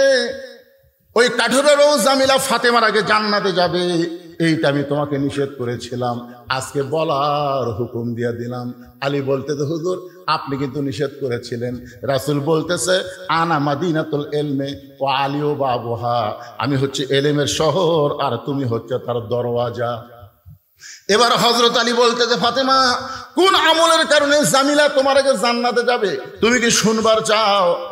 ফাতেমা বলতেছে, শুনবার চাই মানে আমাকে জানতেই হবে। আলী বলতেছেন, তাহলে ধৈর্য ধারণ করো। একজন মেয়ের প্রশংসা আর একজন মেয়ের কাছে করা বড় কঠিন। একজন মেয়ের প্রশংসা আর একজন মেয়ের কাছে করা, এরকে কি হলো রে? পুষ্কার এত রাত্রে তোরা কুড়ি যাবো কত? এই 11:30 সময় এরাতে 2-3 জন একসাথে যাচ্ছে, একে নিয়ত কি? আরে ভাই খেয়াল করে দেখেন, আরে কার সন্তান? আপনি বাবা হিসেবে আফসোস করেন, রাত 11:30 সময় আপনার বাচ্চার কুড়ি যাবে। এরাই তো কিশোর গ্যাং হবি। জোরে কোন কথা ঠিক কিনা? এরাই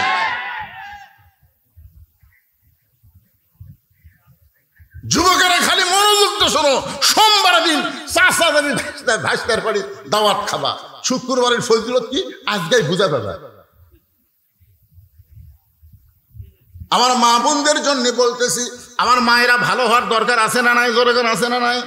আলী বলতেছেন, ফাতেমা তোমার কি মনে আছে একদিন দুপুরবেলা তুমি কাঁদতে কাঁদতে আমার সামনে? আমি আলী বললাম, ফাতেমা কান্দো কেন? বলে, কান্দার কারণ হলো আমার হাসান হোসাইন না খাইয়া ঘুমায় গেছে। ঘুম থেকে চেতন পায়ে খাবার চাবে, কিন্তু গোটা বাড়ি খুঁজে দেখলাম কোনো খাবার নাই। ওগো স্বামী, আমি খোঁজতে দেখলাম আপনার একটা টাকাও নেই। তাহলে আমার হাসান হোসেন ক্ষুধার জ্বালায় ঘুমিয়ে গেছে, এখন ঘুম থেকে উঠে যদি খাবার চাই আমি কি করব? এই জন্য একটা ওড়না এনে আপনার হাতে দিলাম, এই ওড়নাটা বিক্রি করে যেই টাকা হবে সেই টাকা দিয়ে আপনি খাবার নিয়ে আসবেন। আলী বলতেছেন, ফাতেমা তোমার ওড়নাটা আমি জামার পকেটের মধ্যে ঢুকাই ফেললাম, কারণ আমার মনের মধ্যে সন্দেহ হলো এই ওড়নাটা বের করে যদি বিক্রি করবার চাই, আর খরিদ্দার যদি জিজ্ঞাসা করে ওড়না কার, আমি যদি বলি আমার বইয়ের ওড়না, তাহলে খরিদ্দার মনে মনে চিন্তা করবে, যেই স্বামী বইয়ের জিনিস বেচা খায় এই স্বামী হলো দুর্বল স্বামী। কথা বুঝলেন না? যেই স্বামীরা বইয়ের জিনিস বেচা খায় এরা কি স্বামী? ভাত খায় আর বারবার বউয়ের গলার দিকে তাকায়, ভাত খায় আর গলার দিকে তাকায়। তো বউ ব্লাউজের বোতাম খুলে দিছে, দেখো কি দেখতে হয়, ইনকা তাকাও কেন? স্বামী বলতেছে হতে হচ্ছে না রে, হতে হচ্ছে না। বউ কয় কি হচ্ছে না? আমার জমির ধারে এক জমিবার আছে, ৮০,০০০ টাকা দাম, আমার ৬০,০০০ টাকা আছে, ২০,০০০ টাকার জন্য এই জমি হাত ছাড়া হয়ে গেল। বউ বলতেছে ইন্নাল্লাহ মা'আস সাবিরিন, ধৈর্য ধরেন, এবার হয়নি সামনেবার হবি। স্বামী রাগ করে কয় তোর বাপের জমি, আমার জন্য ১ বছর থবি। বউ কয় আমার উপর রাগ করেন, রাগ করি না রে, এই যে বিয়ের সময় তোর বাপ যে মালা দিছে, যেই মালা গলা দিয়ে আমার ভাত খাওয়াস, এই মালা খালি সোনার মালা, এর কোন সাইজ আছে? 1 ভরি সোনার মালা আমাকে দে, এই মুসলমানের বাচ্চা ভাত সামনে নিয়ে বলতেছি আগামী বছর এই সময় তো 2 ভরি সোনার নতুন মালা বানা দে মোরে। এমন চাটি মারছে, চাটির ছোটে বউ মালা খুলে দিছে, ওই মালা বেছে জমি দিছে। মেয়েরা কিন্তু সব হিসাব না তুলে কত হিসাব থই। 1 বছর পরে স্বামী বলতেছে কে গো, তুমি যে গত বছর মালা বেছে জমি দিলে, 1 বছর চলে গেল, আমার মালার খবর কি? স্বামী বলতেছে তুই বদরুল রশিদের ওয়াজ শুনিসনি? বউ কয় বদরুল রশিদ আবার কি ওয়াজ করছে? কয় বদরুল রশিদ ওয়াজ করছে মেয়েরা কেবলমাত্র এক ব্যক্তির জন্য সাজতে পারবে, সেই ব্যক্তি হলো তার স্বামী, স্বামী ছাড়া অন্য কারোর জন্য মালা গলার দেওয়া জায়েজ নাই। তাহলে আমি স্বামী, আমার জন্যই তো তুই গলা মালা দেব, তা আমার যদি মালা ছাড়াই ভালো লাগে তাহলে মালার কি দরকার রে? ভালোবাসা হলো অন্তরে, জোরে কর কথা ঠিক কিনা? বউ কয় হাই রে সিটার রে। এরকম কতগুলো স্বামী আছে না নাই? বইয়ের জিনিস বেচা খায়, জোরে কোন কার জিনিস? বইয়ের জিনিস বেচা খায়। আলী মনে মনে চিন্তা করে ওন্না বিক্রি করবার গেলে যদি কেউ জিজ্ঞাসা করে এটা কার ওন্না, আমি যদি বলি আমার বউ ফাতেমার ওন্না, তার লোকটা মনে মনে চিন্তা করবে আলী বড় দুর্বল হয়ে গেছে, বইয়ের জিনিস বিক্রি করতেছে। আলী পকেটের মধ্যে নিয়ে গোটা বাজার ঘুরতেছে, হঠাৎ একজন খরিদ্দার এসে বলে আলী ভাই, আলী ভাই আপনি মনে হয় কিছু বিক্রি করবেন। আলী চমকে উঠছে, আমি বিক্রি করব এটা আমার আল্লাহ জানে আর আমি জানি, দুনিয়ার কোনো মানুষ তো জানার কথা না। হঠাৎ হযরত আলী দেখতে পাই ওই লোকটা ব্যাগ ফাঁক করে ধরছে। আলী ওন্নাটা যেই মাত্র ব্যাগের মধ্যে দিল, লোকটা একটা বার ওন্নার দিকে তাকালো না, ওই ব্যাগের মাথা ধরে আলীর হাতে 6টা দিরহাম দিয়ে কোথায় যেন উধাও হয়ে গেল। হযরত আলী 6টা দিরহাম নিয়ে এক দৌড়ে খাবার দোকানদারের কাছে গিয়ে বললেন ভাইজান আমার হাসান হোসেন না খেয়ে ঘুমায় গেছে, চেতন পাইলেই খাবার চাবে, এই 6টা দিরহামের যে খাবার হয় সে খাবারটা একটু টোপলা করে দাও। দোকানদার টোপলা করে যখন আলীকে দিবে, আলী পকেট থেকে যখন 6টা দিরহাম দোকানদারকে দিবে, এমন সময় এক ফকির এসে বলতেছে আলী রে আজকে 3 দিন হলে আমার বাড়িতে কোনো খাবার নাই। আলী আজকে 3 দিন হলে আমার বাড়িতে কোনো খাবার নাই। আলী মনে মনে চিন্তা করে আল্লাহ কোরআনে বলেছেন আম্মা সাইলা ফালা তানহার, সাইলকারীকে খালি খালি ফেরত দেওয়া যাবে না। আমি কি করব?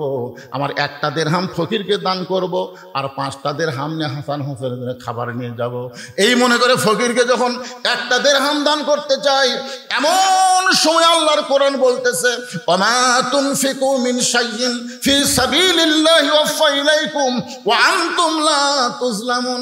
আলী রে তুই যদি ফকিরকে 1টা দিরহাম দিস, আমি আল্লাহ তোকে 10টা দিরহাম দেব। তুই যদি 2টা দিরহাম দিস, আমি আল্লাহ তোকে 20টা দিরহাম দেব। তুই যদি 6টা দিরহাম দান করিস রে আলী, আমি আল্লাহ তোকে 60 দিরহাম দিয়া দেব।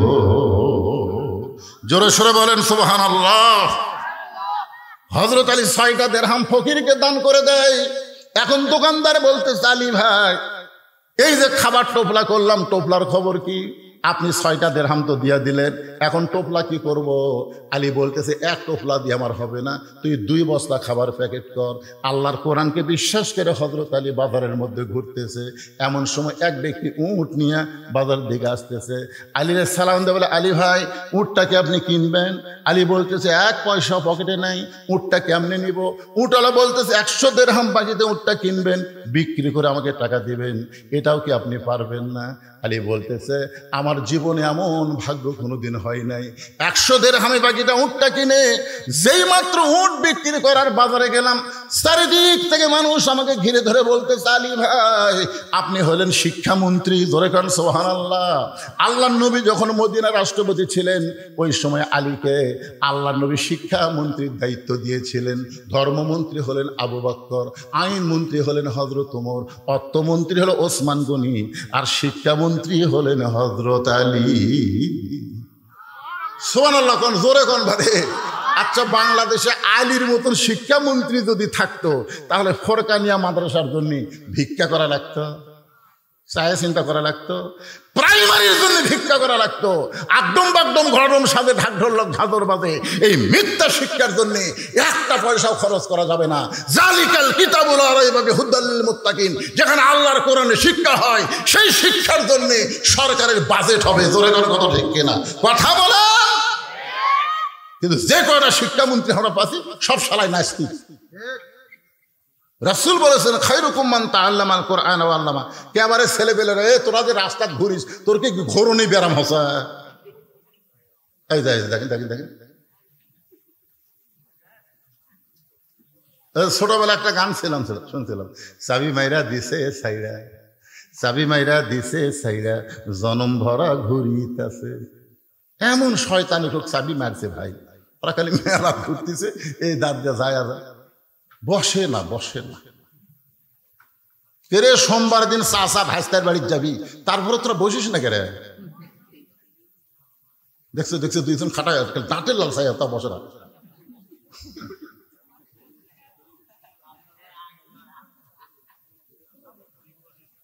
আপনার কি রাগ করতেছেন ভাইজান? যে কয়েকজন লোক বসে কিভাবে শুনতেছে, আর ওরা পাগলা লাল ঘুরতেছে। এই বুড়া মানুষদের ভালো হওয়ার কোনো দরকার নাই, কারণ বুড়া মানুষ বুড়া বয়সে তওবা করতেছে। আল্লাহ আল্লাহ, মানে যতদিন ঘুষের চাকরি আছিল ততদিন তওবা করেনি, বুঝলেন? যেই চাকরি রিটার্ন হচ্ছে তখন তওবা করতেছে, আল্লাহ আমি আর জীবনে ঘুষ খাবো না, আল্লাহ আমি আর ঘুষ খাবো না। আপনার বলেন, তা আল্লাহর দোয়া কবুল করবে? কেন কবুল করবি না? তুই যতদিন ঘুষ খাচ্ছু ততদিন তুই তওবা করিসনি, এখন আর তোর চাকরি নাই। এই বুড়া গুলা, এই ভাঙ্গা চূড়া গুলা যতই কান্দুক আল্লাহ কবুল করবি না। এই জুয়ান গুলার দরকার আছে। জোরে কথা ঠিক কথা কর না কেন ভাই যান? এই জন্যই ছেলেদেরকে বলতেছি, ঘুরিস না, বস।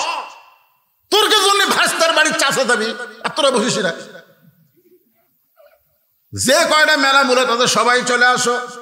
অত্যন্ত গুরুত্বপূর্ণ বিষয় আমার মায়েরা বোনেরা, মনোযোগ দিয়ে শোনেন। হযরত আলী যখনই উটের বাজারে গেছে উট বিক্রি করতে, চারিদিক থেকে খরিদ্দার এসে বলতেছে, আপনি না শিক্ষামন্ত্রী, কবে থেকে এই ব্যবসা শুরু করলেন? একজন খরিদ্দার কানে কানে বলে, আলী ভাই বাজার খুবই খারাপ জিনিস, মসজিদ হলো ভালো জায়গা। আপনার বলেন তো, মসজিদ ভালো না বাজার ভালো? আপনাদের কোন জায়গা ভালো লাগে? মসজিদ। 4 মিনিট আগে মসজিদে ঢুকলে 5 বার ঘড়ি দেখে, 4 মিনিট আগে মসজিদে ঢুকছে ওই 5 বার ঘড়ি দেখতেছে। মুই দেখতেছে পাশে ফোন করতে, ভাই আর কয় মিনিট রে? এখনো 3 মিনিট। আজ ঘড়ি লড়তেছে না রে, আজ ঘড়ি লড়তেছে না। আর ঘোড়া ধাপ বাজারের যে ঘন্টার পর ঘন্টা চাষ তলে বসে আছে, একবার ঘড়ি দেখে না। আল্লাহুম্মা আফতাহলি আবওয়াব রাহমাতিক, এই দোয়া পড়ে মসজিদ ঢোকা মানে আপনি ঢোকেন নাই, আল্লাহ আপনাকে রহমতের দরজা দিয়ে রহমতের সাগরে ঢুকাইছে। জোরে কোন কথা ঠিক না? হ্যাঁ, বাজার অত্যন্ত খারাপ জিনিস। আলী ভাই উটটার দাম কত নিবেন? আলী রাগ করে বলতেছে, আমি দাম চাবো না, তুমি যা মনে হয় একটা বলো। খরিদ্দার বলতেছে 160 দিরহাম দিলাম। হযরত আলী উটটা বিক্রি করে 100 দিরহাম উটওয়ালাকে দিয়া বাকি 60টা দিরহাম না দোকানে গেছে। দোকানদারকে বলতেছে, ভাই খবর কি? বলে, আপনার কথা মতো 2 বস্তা খাবার প্যাকেট করেছি, দাম কত? বলে 60 দিরহাম দিলেই চলবে। হযরত আলী 60টা দিরহাম দিয়া 2 বস্তা 2 কান্দে নিয়া বাড়ির দিকে রওনা দিলেন। যেই মাত্র বাড়ির কাছে দরজাটা ভিড়ানো ছিল, কিন্তু আলী দরজার কাছে আসা মাত্রই দরজার খিল লেগে গেল। মানে ফাতেমা জানলা দিয়ে খালি দেখতেছে যে অন্য বিক্রি করবার দিলাম, এত দেরি হয় গেল।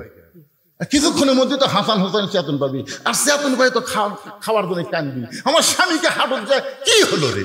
এ জানলা দিয়ে দেখতেছে, দেখতে দেখতে দেখে 2 বস্তা। মনের মধ্যে সন্দেহ হয়েছে, অন্য বিক্রির ঘর টাকা দিয়ে বড় জোর 1 টোপলা হবি, এই 2 বস্তা কোথায় পাবি? এই 2 বস্তা কান্দে দেখে খুশি না হয়ে রাগ করে দরজায় খিল লাগা দিস। আলী বলতে ফাতেমা দরজা খোলো। ফাতেমা বলতে 2 বস্তা কেমনে পাইলেন আগে সেটা বলেন। আলী বলতে তো ফাতেমা দরজা খোলো। ফাতেমা বলতেছে অন্য বিক্রি করার টাকা দিয়ে বড় জোর 1 টোপলা খাবার হবে, আপনি 2 বস্তা কোথায় পেলেন আগে সেটা বলেন। আলী বলতেছে ফাতেমা দরজা খোলো। ফাতেমা বলতেছে আগে বলেন 2 বস্তা কেমনে হলো? 10 বার। কয়বার? ফাতেমা 10 বার কইছে, আলীও 10 বার কইছে। ফাতেমা বলতেছে 2 বস্তা কোথায় পাইলেন যতক্ষণ না বলবেন ততক্ষণ দরজা খুলবো না। এমন সময় আল্লাহর কোরআন সামনে এসে বলতেছে আর রিজালু কাওয়ামুনা আলান নিসা, পুরুষেরা থাকবে নারীদের উপরে। সুবহানাল্লাহ। কোন বহুদিন আমরা বাংলাদেশে নারীদের তলে ছিলাম, আগামী ইলেকশনে আর যেন নারীদের তলে না থাকা না লাগে, মরদ মানুষ যেন আমাকে নেতা হয়। জোরে কোন কথা হে কথা বলে। আল্লাহর কোরআনে বলেছে আর রিজালু কাওয়ামুনা আলান নিসা, পুরুষেরা উপরে থাকবে, নারীরা তলে থাকবে। ফাতেমা তুই দরজা খুলবো না, আর আমি তো আগেই কমো, আমি তো তলে থাকবো। রাগ করে 2 বস্তা কান্দে করে নবীর দরবারে গেছে। যেই মাত্র হযরত আলী নবীর দরবারে, এমন সময় নবী বসেছিলেন, নবী দাঁড়িয়ে গেলেন। নবী দৌড়ে এসে আলীকে সালাম দিলেন। সালাম দিয়ে আলীর কপালে একটা চুমা দিয়া কাঁধ থেকে 2 বস্তা নবী নামায় নিলেন। নবী 2 বস্তা আলীর কাঁধ থেকে নামাই নিলেন, কিন্তু আলীর মুখে কোনো হাসি নাই। রাসূল বললেন আলী রে, আমি দৌড়ে এসে 2 বস্তা তোমার কাঁধ থেকে নামাই নিলাম, তোমার কপালে চুমা দিলাম, তোমার সালাম দিলাম, এরপরেও তোমার মুখটা ভার দেখতেছি, তোমার মুখে হাসি নাই কেন? আলী বলতে হুজুর আপনি অত্যন্ত ভালো মানুষ, কিন্তু আপনার মেয়ে ভালো না। আপনি অত্যন্ত ভালো, আসা মাত্র আপনি আমাকে সালাম দিয়া আমার কপালে চুমা দিয়ে আমার কাঁধ থেকে 2 বস্তা নেমে নিলেন, আর আমি ঘন্টার পর ঘন্টা দরজার ডাড়া ছিলাম, আপনার মেয়ে দরজা খোলে নাই। রাসূল বলে আলী রে, ফাতেমা যদি দরজা খুলতো তুমি কি আমার কাছে আসতা? আলী বলতেছে না হুজুর, ফাতেমা দরজা খুললে আমি আপনার কাছে আসতাম না। রাসূল বলে আলী, আমার মেয়ে ইচ্ছা করে দরজা খোলে নাই তোমাকে আমার কাছে পাঠায় দেওয়ার জন্যে। আলী চমকে গিয়ে বলতেছি ইয়া রাসূলুল্লাহ, এটা কেমন কথা আমি বুঝলাম না। রাসূল বলে আলী, তুমি কি বলতে পারো কোন খরিদ্দার তোমার কাছ থেকে অন্যায় কিনেছে? আলী, তুমি কি বলতে পারবে কোন ফকির তোমার কাছে ভিক্ষা চাইছে? আলী, তুমি কি বলতে পারবা কে তোমার কাছে উট বিক্রি করলো? ও আলী, তুমি কি বলতে পারবা কে তোমার কাছ থেকে উট কিনে নিয়ে গেল? আলী বলতেছে আমি জানি না। রাসূল বললেন এজলেস। এজলেস মানে কি? আমি নবী জানি, আল্লাহ আমাকে জানাইছে, আমি এখন তোমাকে জানাবো। আলী, তুমি কি জানতে চাও? আলী বলতে দূর জানতে চাই মানে? আমারও মনের মধ্যে এরকম হচ্ছে, কে অন্যা কিনল রে? কোন ফকির আমার কাছ থেকে ভিক্ষা লেগে গেল? কে আমার কাছে উট বাকি বিক্রি করলো? আবার কে খরিদ্দারে উটটা কিনলো? এটা আমি জানবার চাই। রাসূল বললেন তাহলে বসো। আলী জানবার চাই, আপনারা জানবার চান না? কারা কারা জানবার চান দেখে আল্লাহ কি হাত দেখেন তো বাবা। এই যাই হাত তোলেনি, আল্লাহ তার হাত দান লীলা হয়ে যায়। আল্লাহ টান টান করে তোলেন তো, হাত নামান, হাত লিল্লাহে তাকবীর, হাত নামান, হাত। সবাই জানবার চান, সবাই এই নবীর এই ফোরকানিয়া মাদ্রাসাতে এখন কিছু দেওয়া লাগবে। যে 2টা হাত তুললেন, এই মাদ্রাসায় 50টা কোরআন শরীফ দেওয়া লাগবে। 1 কোরআন শরীফ এর কোন দিকে যাচ্ছে? আচ্ছা আচ্ছা, হ্যাঁ শেষ করছি কোটি বারে, 11:15 বাজছে, শেষ করছি কোটি। এটা মানুষ মারার কথা না, ভালো মানুষের কথা। চাচা ভাইস্তার বাড়ির যাবি, সেও আজ এখন আসি, ও আজ শেষ করছি আমি।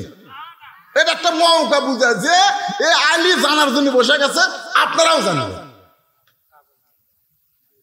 এই নবীর মাদ্রাসা একটা কোরআন শরীফ বাবদ 500 টাকা, একটা 500 টাকা লোড দিবেন, একটা কোরআন শরীফ দান করার সওয়াব আল্লাহ আপনাকে দিবে। যাদের বাপ মা কবরে গেছে আল্লাহ কবরে সওয়াব পৌঁছায় দিবে। এমন কোন আল্লাহর বান্দা আছেন যে হুজুর আমি একটা কোরআন শরীফ বাবদ আমি 500 টাকা দিব, এরকম কোন আল্লাহর বান্দা আছেন আপনাদের মধ্যে? দেখেন দেখেন, আল্লাহর বান্দার দিকে একটু তাকায় দেখেন। টাকা থাকলি এই টাকা কি বাবা লোক তুললে হবি না, লগত লগত পকরত নাই, সোনার সান আসে না, আসে না, মাশাআল্লাহ মাশাআল্লাহ। দেখেন তো কয়টা দেয়, আমি চাচ্ছি একটা দিয়া দিল, দুইটা ভিতরের গামছা আপনাদের কয় টাকা হবে? কে করলো ভিতরে? এখনই ভিতর গামছা কিসের? যারা যাবি সেটা পাতাম চলে যাবে, অসুবিধা কি? আমরা দানাদার ইমানদার ধান চাই, জোরে কোন কথা ঠিক কিনা? ছেলেরা যারা ডানে আছে বসো বসো বাবা বসো। এই বাকি কথাগুলো শেষ করে দিয়ে তোমাদের সবাইকে নিয়ে মোনাজাত করব। এই তেল ধাপ বড় কষ্ট করে মেহনত করে আজকের জান্নাতের বাগান লাগাইছে। একটু আল্লাহর জিকির করেন, লা ইলাহা ইল্লাল্লাহ সুবহানাল্লাহ আলহামদুলিল্লাহ লা ইলাহা ইল্লাল্লাহ। আপনি যতই লুকা লুকা দেন, জনগণ কবি সভাপতি সাহেব কি দিল এটা বলবি না, এমন ভাবে দিচ্ছে আমি যেন না কই। আসলে অনেক সম্ভ্রান্ত ব্যক্তিরাই চায় দানটা যেন গোপন থাকে। তারপর আমার ভাই নগদে 10টা কোরআন শরীফ বাবদ 5,000 টাকা ধরে বলেন মারহাবা। আল্লাহ তার দানকে কবুল করেন। আল্লাহ দুনিয়াতেও সম্মান দিয়েছেন কোরআনের হাফেজ, আখিরাতে 6,666টা সিঁড়ি পাড়ি দিয়া জান্নাতের উচ্চ মাকামে আমার ভাইকে জায়গা করে দিক, ধরে এখন আমিন। সবাই বলে আল্লাহুম্মা আমিন। এখন চাচা সোমবারের দিন, ধরে বলেন কি বার? কেবল টান মারতেছে, আবার কি শুরু হলো? চাচা ভাতিজা এই ডেকোরেটর তুমি দিলে। আপনারা মনে করতেছেন যে ওয়াজ বাদ থুইয়া দাম, সব লোক উঠে যান, তাও ওয়াজ শেষ করে দাম। আপনারা কি মনে করতেছেন আগামীকাল বাঁচার গ্যারান্টি আছে? তাহলে ভাইজান থুইয়া দাম। এই চাচা ভাতিজা ডেকোরেটর 500 টাকা দান করেছে। আমি বলতেছি ডেকোরেটর আর মাইকালা কি একই ব্যক্তি? হ্যাঁ একই ব্যক্তি। মাইকটা খুব মজা, সেই আরাম ওয়াজ করে। মাইকটা ভালো না? আমার 500 অন্তাহার আর একটা মাহফিল আছে, এই মাইকটা যখন ভাড়া লাগে, এই অন্তাহারে কেউ থাকলে ওই গ্রামেরই। আচ্ছা ঠিক আছে, মাশাআল্লাহ।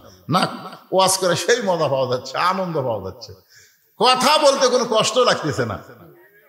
আমার আগের যে বক্তা সেই চিল্লা চিল্লা ওয়াজ করলো, আমার ভয় লাগছিল, ওরে বাবা এরকম চিল্লা বলতে বুড়া পারবো না। কিন্তু মাইক এসে দেখতেছি চিল্লা লাগে না, চিল্লাই। সুবহানাল্লাহ বলেন। এখন সোমবারের দিন চাচা সাইজা গুইজা ভাইস্তার বাড়িতে দাওয়াত খাবার যাচ্ছে। জোরে বলেন কি বার? আরো জোরে কর। সওয়ালের মা খালি বারবার বলতেছে, তুমি তো শয়তানকে দাওয়াত দিলা আজকে দুপুর বেলা খাওয়ানোর জন্য, এই শয়তানের সাইজ কেমন? মনে মনে বলতে চিন্তা করতেছে, মানুষ তো আমরা এরকম, তাহলে শয়তানের সাইজ কেমন? স্বামী বলতেছে, সন্তানকে যদি বাঁচাবার চাস, শয়তান যে সাইজের হোক জবান খুলে পারবো না। তুই যদি তোর সন্তানকে বাঁচাবার চাস, শয়তান যে সাইজের হোক জবান খোলা যাবে না। আসলে শয়তানকে আরো ধরে খন। এখন দর দর সে ডাকতেছে, আব্দুল্লাহ, আমার নাম হচ্ছে ভাস্তার নাম আব্দুল্লাহ। আব্দুল্লাহ, বউ দৌড়ে গিয়ে বলতেছে, তুমি না কইলা শয়তান আসবে, তোমার চাচা ডাকছে। স্বামী বলতেছে, মুখ খুললেই যদি না খাওয়া যায়, তোর সন্তান বাঁচানোর কোনো বুদ্ধি নেই। খাওয়া পর্যন্ত জবান খুলবো না, কোনো জবান খুলবো না। মানে সন্তানের দোহাই দিলে মায়ের আর জবান খোলে? ভাস্তা দৌড়ে যায়, দরজা খুলে দিচ্ছে। চাচা বলতেছে, আরে কি খাওয়ার সুগন্ধ, বা এত তরকারি পাক করছিস। চাচা অনেকদিন পর আপনার দাওয়াত দিতে, বুঝতেছেন না, আসেন। চাচার সামনে খাবার দিছে, চাচা বলতেছে একটু দোয়া করে খাই। ভাস্তা বলতেছে আগে খাওয়া তারপরে দোয়া, কারণ ভাস্তা জানে শয়তানের দোয়া উল্টা হবে। জোরে কোন কথা ঠিক না? শয়তানের দোয়া উল্টা হয়ে যাবে। এই জন্য ভাস্তা বলে চাচা আগে খাওয়া তারপরে দোয়া। খাওয়া দাওয়ার পরে চাচা যখন দোয়া করবার চায়, ভাস্তা হাতের উপর হাত দিয়ে বলতেছে, শয়তানের দোয়ার দরকার নাই। চাচা কয়, কি করলি তুই? তোর বাপের আপন আমি ছোট ভাই, তুই কি করলি? আমি কইনি চাচা, মসজিদের হুজুর কসে। কেরে যেই হুজুরে খামরা মাস গেলে বেতন দেই সেই হুজুর আমার শয়তান করলো, হুজুরের কাছে ভাস একটা এনে হুজুরের কাছে নিয়ে গেছে। হুজুর এত বড় সাহস আপনার কেমনে হলো আমার শয়তান করছেন? না আমি আপনি কইনি, এই আমি তোর চাচাক শয়তান করছি। না তা তো করেনি, আপনি কছেন 3 জুম্মা লাগাতার সবার শেষে আসবি, আগে যাবি, ওই শয়তান হবি। আমি তো কারো নাম কইনি। বাস্তা বলতে আমি চাচার মধ্যেই এ আমল পাইছি, লাগাতার 3 জুম্মা সবার শেষে আসে, সবার আগে যায়। চাচা কয় খালি 3 জুম্মা করে, আমি যেদিন থেকে জুম্মা ধরছি সেদিন থেকে এই আমল করতেছি। তোর ভাসটা দৌড়ে যায়, চাচা হুজুর কয় হুজুর তাহলে এটা কি হলো? 3 জুম্মা যদি শয়তান হয় তাহলে 100 জুম্মার খবর। তখন চাচার চোখটা পানি পড়তেছে। ইমাম বলতেছে আপনি তওবা করেন। ইজানু দিয়ালিস সালাতি মিন ইয়াউমিল জুমআ ফাসাউ ইলা যিকরিল্লাহ। আল্লাহর হুকুম হলো জুমার নামাজের আযান দেওয়ার সঙ্গে সঙ্গে দৌড়াদৌড়ি করে তোমরা মসজিদে সবার আগে চলে আসবা, একটা উট কুরবানির সওয়াব পাইবা। আজ থেকে আপনি তওবা করেন। চাচা বলতেছে তওবা করলাম, এখন থেকে সবার আগে আসবো, সবার শেষে যাব, আর কোনোদিন পরে এসে আগে যাব না। এবার ইমাম সাহেব বলতেছে তোমার মান্য তো পুরা হলো, তোমার চাচার তওবাও আল্লাহ কবুল করে নিল। আলী বলতেছে রাসূলুল্লাহ কে ওন্না কিনেছে আমি জানি না। রাসূল বলতেছেন আলী রে, পর্দানিশী নারীকে আল্লাহ এত ভালোবাসে, পর্দানিশী নারীকে আল্লাহ অত্যন্ত ভালোবাসে। আমার মায়েরা শোনেন, পর্দানিশী নারীকে আল্লাহ এত ভালোবাসে আলী, আমার ফাতেমা পর্দানিশী, সেই ফাতেমার অন্য দুনিয়ার কোনো মানুষ কিনুক এটা আল্লাহ চায়নি, এটা আল্লাহ পছন্দ করেনি বলে একজন ফেরেশতাকে খরিদ্দার বানায়া মানুষরূপী তোমার কাছে পাঠায় দিছে। ওই ওন্নাটা 6টা দিরহাম দিয়ে কিনে আল্লাহ তাআলা জান্নাতের মধ্যে রাইখা দিয়েছে। আলী যেই ফকির তোমার কাছে ভিক্ষা চাইলো সেই ফকির হলো ওই ফেরেশতাই যে তোমার কাছ থেকে ওন্না খরচ করে নিয়ে গেল। ওই ফেরেশতাকে আল্লাহ বলল ও ফেরেশতা মানুষের রূপে যাও, আলীর কাছে ফকির হও, যে 6টা দিরহাম দিছি ওই 6টা দিরহাম ফেরত নিয়ে আসো। ফেরেশতা বলে আল্লাহ হাসান হোসেন না খায় ঘুম পাড়তেছে, মায়ের ওন্না বিক্রি করে বাবা খাবার কিনতেছে, এমন সময় কেন পাঠাইতেছেন? আল্লাহ বলেন লিয়াবলুয়াকুম আইয়ুকুম আহসানু আমালা। রে ফেরেশতা তোদেরকে না, মানুষকে আমি উত্তম আমলের পরীক্ষা করব। আজকে আলীর কাছে তার সন্তানের দাম বেশি না আমি আল্লাহর কোরআনের দাম বেশি, এই পরীক্ষা হবে। নই বলে আলী রে ওই ফেরেশতা ফকির সাইজা তোমার কাছ থেকে 6টা দিরহাম নিয়ে গেছে, আর আল্লাহর কোরআন তোমাকে বলতেছে একটা দিরহাম দিলে তোমাকে 10টা দিরহাম দেওয়া হবে। আল্লাহ ওই ফেরেশতাকে উটওয়ালা বানায়া তোমার কাছে উট বিক্রি করলো, আবার ওই ফেরেশতাকে খরিদ্দার বানায়া 160 দিরহাম দিয়ে আল্লাহ তোমার কাছ থেকে উট খরিদ করে নিল। এই খরিদ করার পরে 100 দিরহাম উটওয়ালারে দিয়া যেই 60টা দিরহাম তুমি পাইলা 2 বস্তা খাবার নিলা। ফাতেমা বলতেছে আপনি যে ওয়াজ আমাকে বসে থেকে শুনাইলেন, কাটুরের বউ সামিলা আমার আগে জান্নাতে কেমনে যাবে, এই ওয়াজটা তো আমি এখনো পর্যন্ত শুনতে পাইলাম না। আলী বলতেছেন ফাতেমা তুমি জান্নাতে নেত্রী হওয়ার কারণে আল্লাহ তোমাকে হেঁটে হেঁটে জান্নাতে নেবে না, নেত্রী হওয়ার কারণে আল্লাহ তোমাকে উঠের পিঠে করে জান্নাতে নিবে। কারণ তুমি সাইদাতুন নিসা আহলেল জান্নাহ, সমস্ত জান্নাতীরা এদের নেত্রী হওয়ার কারণে আল্লাহ তোমাকে উঠের পিঠে করে জান্নাতে নিবে। ওই যে জান্নাতের 8টা দরজা দেখা যায়, আর কিছু দূর উঠ গেলেই তুমি জান্নাতে যাবে, কিন্তু হঠাৎ উটটা ব্রেক হয়ে যাবে, উটটার পা আর সামনে যাবে না। ফেরেশতারা বলে আল্লাহ সাইদাতুন নিসা ফাতেমা উট ব্রেক হয়ে গেল, উটটা তোর সামনে যায় না। আল্লাহ বলে ফেরেশতা উটটা যদি না সামনে না যায়, উটটাকে টেনে টেনে সামনে নিয়ে যাওয়া লাগবে। ফেরেশতা বলে আল্লাহ উটটার কি ধরে টানবো, টানার তো কিছুই নাই। আল্লাহ বলে ফেরেশতা কোথায় রে যে ফাতেমার ওন্না 6 দিরহামে খরিদ করে জান্নাতের মধ্যে রাইখা দিছ, ওই ওন্নাটা এনে উটের গলায় বেঁধে দাও। আলী বলে ফাতেমা ওই ওন্নাটা তোমার উটের গলায় বেঁধে দেওয়া হবে, ওন্নার একটা অংশ নিচের দিকে ঝুলতে থাকবে, এখন ফেরেশতারা বলবে, আল্লাহ এই উটটাকে কে টেনে জান্নাতে নিয়ে যাবে?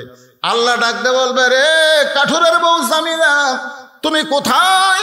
তোমার স্বামী সব সময় আমি আল্লাহর কাছে দোয়া করতো, আল্লাহ আমার যে বউ নবীর মেয়ে ফাতেমার জন্য দরজা খোলে না স্বামীর হুকুম ছাড়া, আমি দোয়া করি আমার বউকে সবার আগে জান্নাত দিও। আল্লাহ বলে, জামিলা রে, আমার খাতুনে জান্নাতের উটটা টেনে টেনে তুমি জান্নাতে নিয়ে যাও।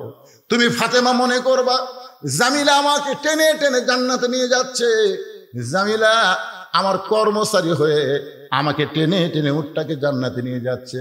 কিন্তু আল্লাহর হিকমত হলো, উটের পিঠ থেকে তোমার পা জান্নাতে দেওয়ার আগে ওই কাঠুরার বইয়ের পা জান্নাতে আগে যাবে। সঙ্গে সঙ্গে ফাতেমা দোয়া করে, আল্লাহ যে মেয়েরা পর্দার মধ্যে থাকবে আর যে মেয়েরা স্বামীর কথা মতো চলবে, এই মেয়েদেরকে ফাতেমা জামিলার সঙ্গে জান্নাত দিও। ওয়া আমিলুস সালিহা। আমার মায়েরা, পুরুষের 1 নম্বর হলো নামাজ, আর নারীদের 1 নম্বর হলো পর্দা। 3 নম্বর বিষয় হলো তাওয়াসবিল হক। হক কথা বলতে হবে, হক পথে চলতে হবে। হক কথা বলতে আল্লামা সাঈদী 13 বছর জেলখানায় ছিল। আমরা সব সময় দোয়া করেছি, আল্লাহ কোরআনের পাখিকে তুমি সুস্থ রেখো, হায়াত দারাজ করো। এক মাহফিলে আমি দিনাজপুরে খালি বলেছিলাম আল্লামা সাঈদী, বলা মাত্রই মুখের কাছ থেকে মাইক কেড়ে নিছে। আমাকে বলতেছে, আল্লামা সাঈদী কেন বললেন? সাঈদী হুজুরের নাম আমরা নিতে পারি নাই। এই হাসিনার সময় আমরা দোয়া করেছি কোরআনের পাখি, ধরে কোন কিসের পাখি? কোরআনের পাখিকে আল্লাহ তুমি হায়াত দিও, তুমি তাকে সুস্থ রেখো। আমাদের দোয়ার কারণে আল্লাহ জেলখানার মধ্যে তাকে এত সুন্দর করেছে। সে তাকে যখন হাসপাতালে নেওয়ার জন্য বের করা হলো, তিনি যে হাসি দিয়েছেন, আজ সেই হাসি প্রত্যেকটা মুমিন মুসলমানের কলিজায় আছে। ধরে কোন এত সুন্দর হাসি দিয়ে তাকে জেলখানায় নিয়ে গেল। জেলখানা নিয়ে গিয়ে তাকে হত্যা করা হলো। একটাই মাত্র কারণ হলো, বাংলাদেশের সমস্ত বক্তা মিলে যত হক কথা কছে, আল্লামা সাঈদী একাই তার চাইতে বেশি কইছে। তার কাছে হাসিনা প্রস্তাব দিছিল, আপনি যদি আমাদের দলে আসেন আপনাকে ধর্মমন্ত্রী বানানো হবে। আপনি যদি আমাদের দলে আসেন, জামাত ইসলাম ত্যাগ করেন, ইসলাম যদি ত্যাগ করেন, নরম নরম আপনি যদি সুন্নতের আলোচনা করেন, আপনাকে জেলখানা থেকে মুক্ত করা হবে। আল্লামা সাঈদী বলেছে, হকের পক্ষে থাকবো, হকের কথা বলবো। এতে যদি শাহাদতের মর্যাদা ফাঁসির দড়িতে ঝুলতে হয়, আমি তাও ঝুলবো। এটাকে বলা তাওয়াসবিল হক। এখন হকের কিছু ঠিকাদারি, এখন দেখেন তারা মাথায় পাগড়ি পরে, তারা আকিদার দোহাই দিয়ে তারা বাতিলের সঙ্গে আপোষ করতেছে। ধরে কোন কথা ঠিক কিনা? আর বলে আমরা হক্কানি আলেম। হক্কানি আলেম খালি মুখে দাবি করলে হবে না, জীবন দেওয়া লাগবে। তারপরে হকের পথ থেকে 1 চুল পরিমাণ বিচ্যুত হওয়া যাবে না। ধরে বলেন কথা ঠিক কিনা? ওয়াতাওয়াসাবিস সবর। সূরা আসরের 4 নম্বর বিষয় হলো ধৈর্য ধারণ করবা, ধৈর্য ধারণের উপদেশ দিবা। নানা রকম বিপদ আপদ মুসিবত আসবে। যে মায়ের কোনোদিন বাচ্চা হয় নাই, এবার প্রথম বাচ্চা হবে, প্রসব ব্যথার সময় তাকে ধৈর্য ধারণের উপদেশ দেওয়ার দরকার আছে না নাই? জোরে গান আছে না নাই? ওই খালি বলতেছে গলার দড়ি দেবো, বিষ খামো, মরে যাবো। দাদি নানি দৌড়া গিয়া কয়, কিসেই গলার দড়ি দিবি, কিসেই বিষ খাবি? বলে এত যন্ত্রণা সহ্য করা যায় না। ধাক্কায় ধাক্কা ঘরের মধ্যে নিয়ে দেখো, সৎ সৎ সৎ। মায়ের পায়ের তলে সন্তানের জান্নাত, মায়ের পায়ের তলে সন্তানের জান্নাত। তাহলে প্রসব ব্যথা সহ্য করতে পারবি না তুই কেমন মা? মাকে জোর করে শোয়ায় দেয়, ঠান্ডা পানির মধ্যে নরম কাপড় চুবড়ায় কপালে দিয়া বলে ওয়াতাওয়াসাবিস সবর, ধৈর্য ধর, ধৈর্য ধর। যখন প্রসব ব্যথায় চিৎকার করে, তখন দাদি নানি কানে কানে বলে, রাস্তার ধারে তোর বাড়ি, তুই যদি কান্দিস গোটা পাড়া খবর হয়ে যাবে। ওই বাড়ির একটা মা ছোট জন্ম দেওয়ার সময় যে কান্দা কান্দিছে, গোটা পাড়া জানিছে। দাঁতের উপর দাঁত দে। এখন প্রসব বেদনাকে হজম করার জন্য কষ্টে দাঁতের উপর দাঁত দিয়ে যখন মা ধৈর্য ধারণ করতেছে, এমন সময় ধাত্রীকে দাদি ইশারা করে, এখন টান দে, এখন টান দেওয়া। ওয়াতাওয়াসাবিস সবর গ্রহণ করেছে, এখন টান দে। বাচ্চা টান দেয়, বাচ্চা মেয়ে মেয়ে বলে কান্দে। ওই কান্না মা শুনতে পায় না, মা বেহুশ হয়ে যায়। বাচ্চাকে গোসল করে, ওই বাচ্চা যখন মায়ের বুকের উপরে দেয়, মা সন্তানের পরশ পাইয়া হুঁশ ফিরে পায়। বাচ্চাকে ডান হাতে মুখের কাছে নিয়ে এসে চুমা খায়।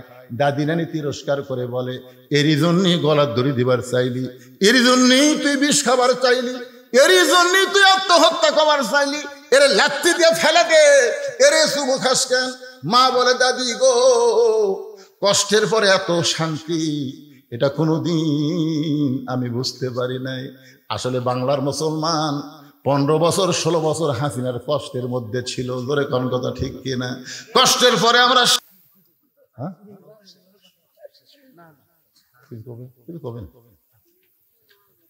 সহসভাপতি দিছে আপনাকে কয় টাকা দিছে শুননি? আর 1 মণ ধান দিবেন, এই সামনেতে আর 1 মণ ধান দিবেন। লেগালেন ধানটা 1 মণ লেগালেন, চলবে ইনশাআল্লাহ। ফরকানিয়া মাদ্রাসা চলবে, কোনো অসুবিধা নেই।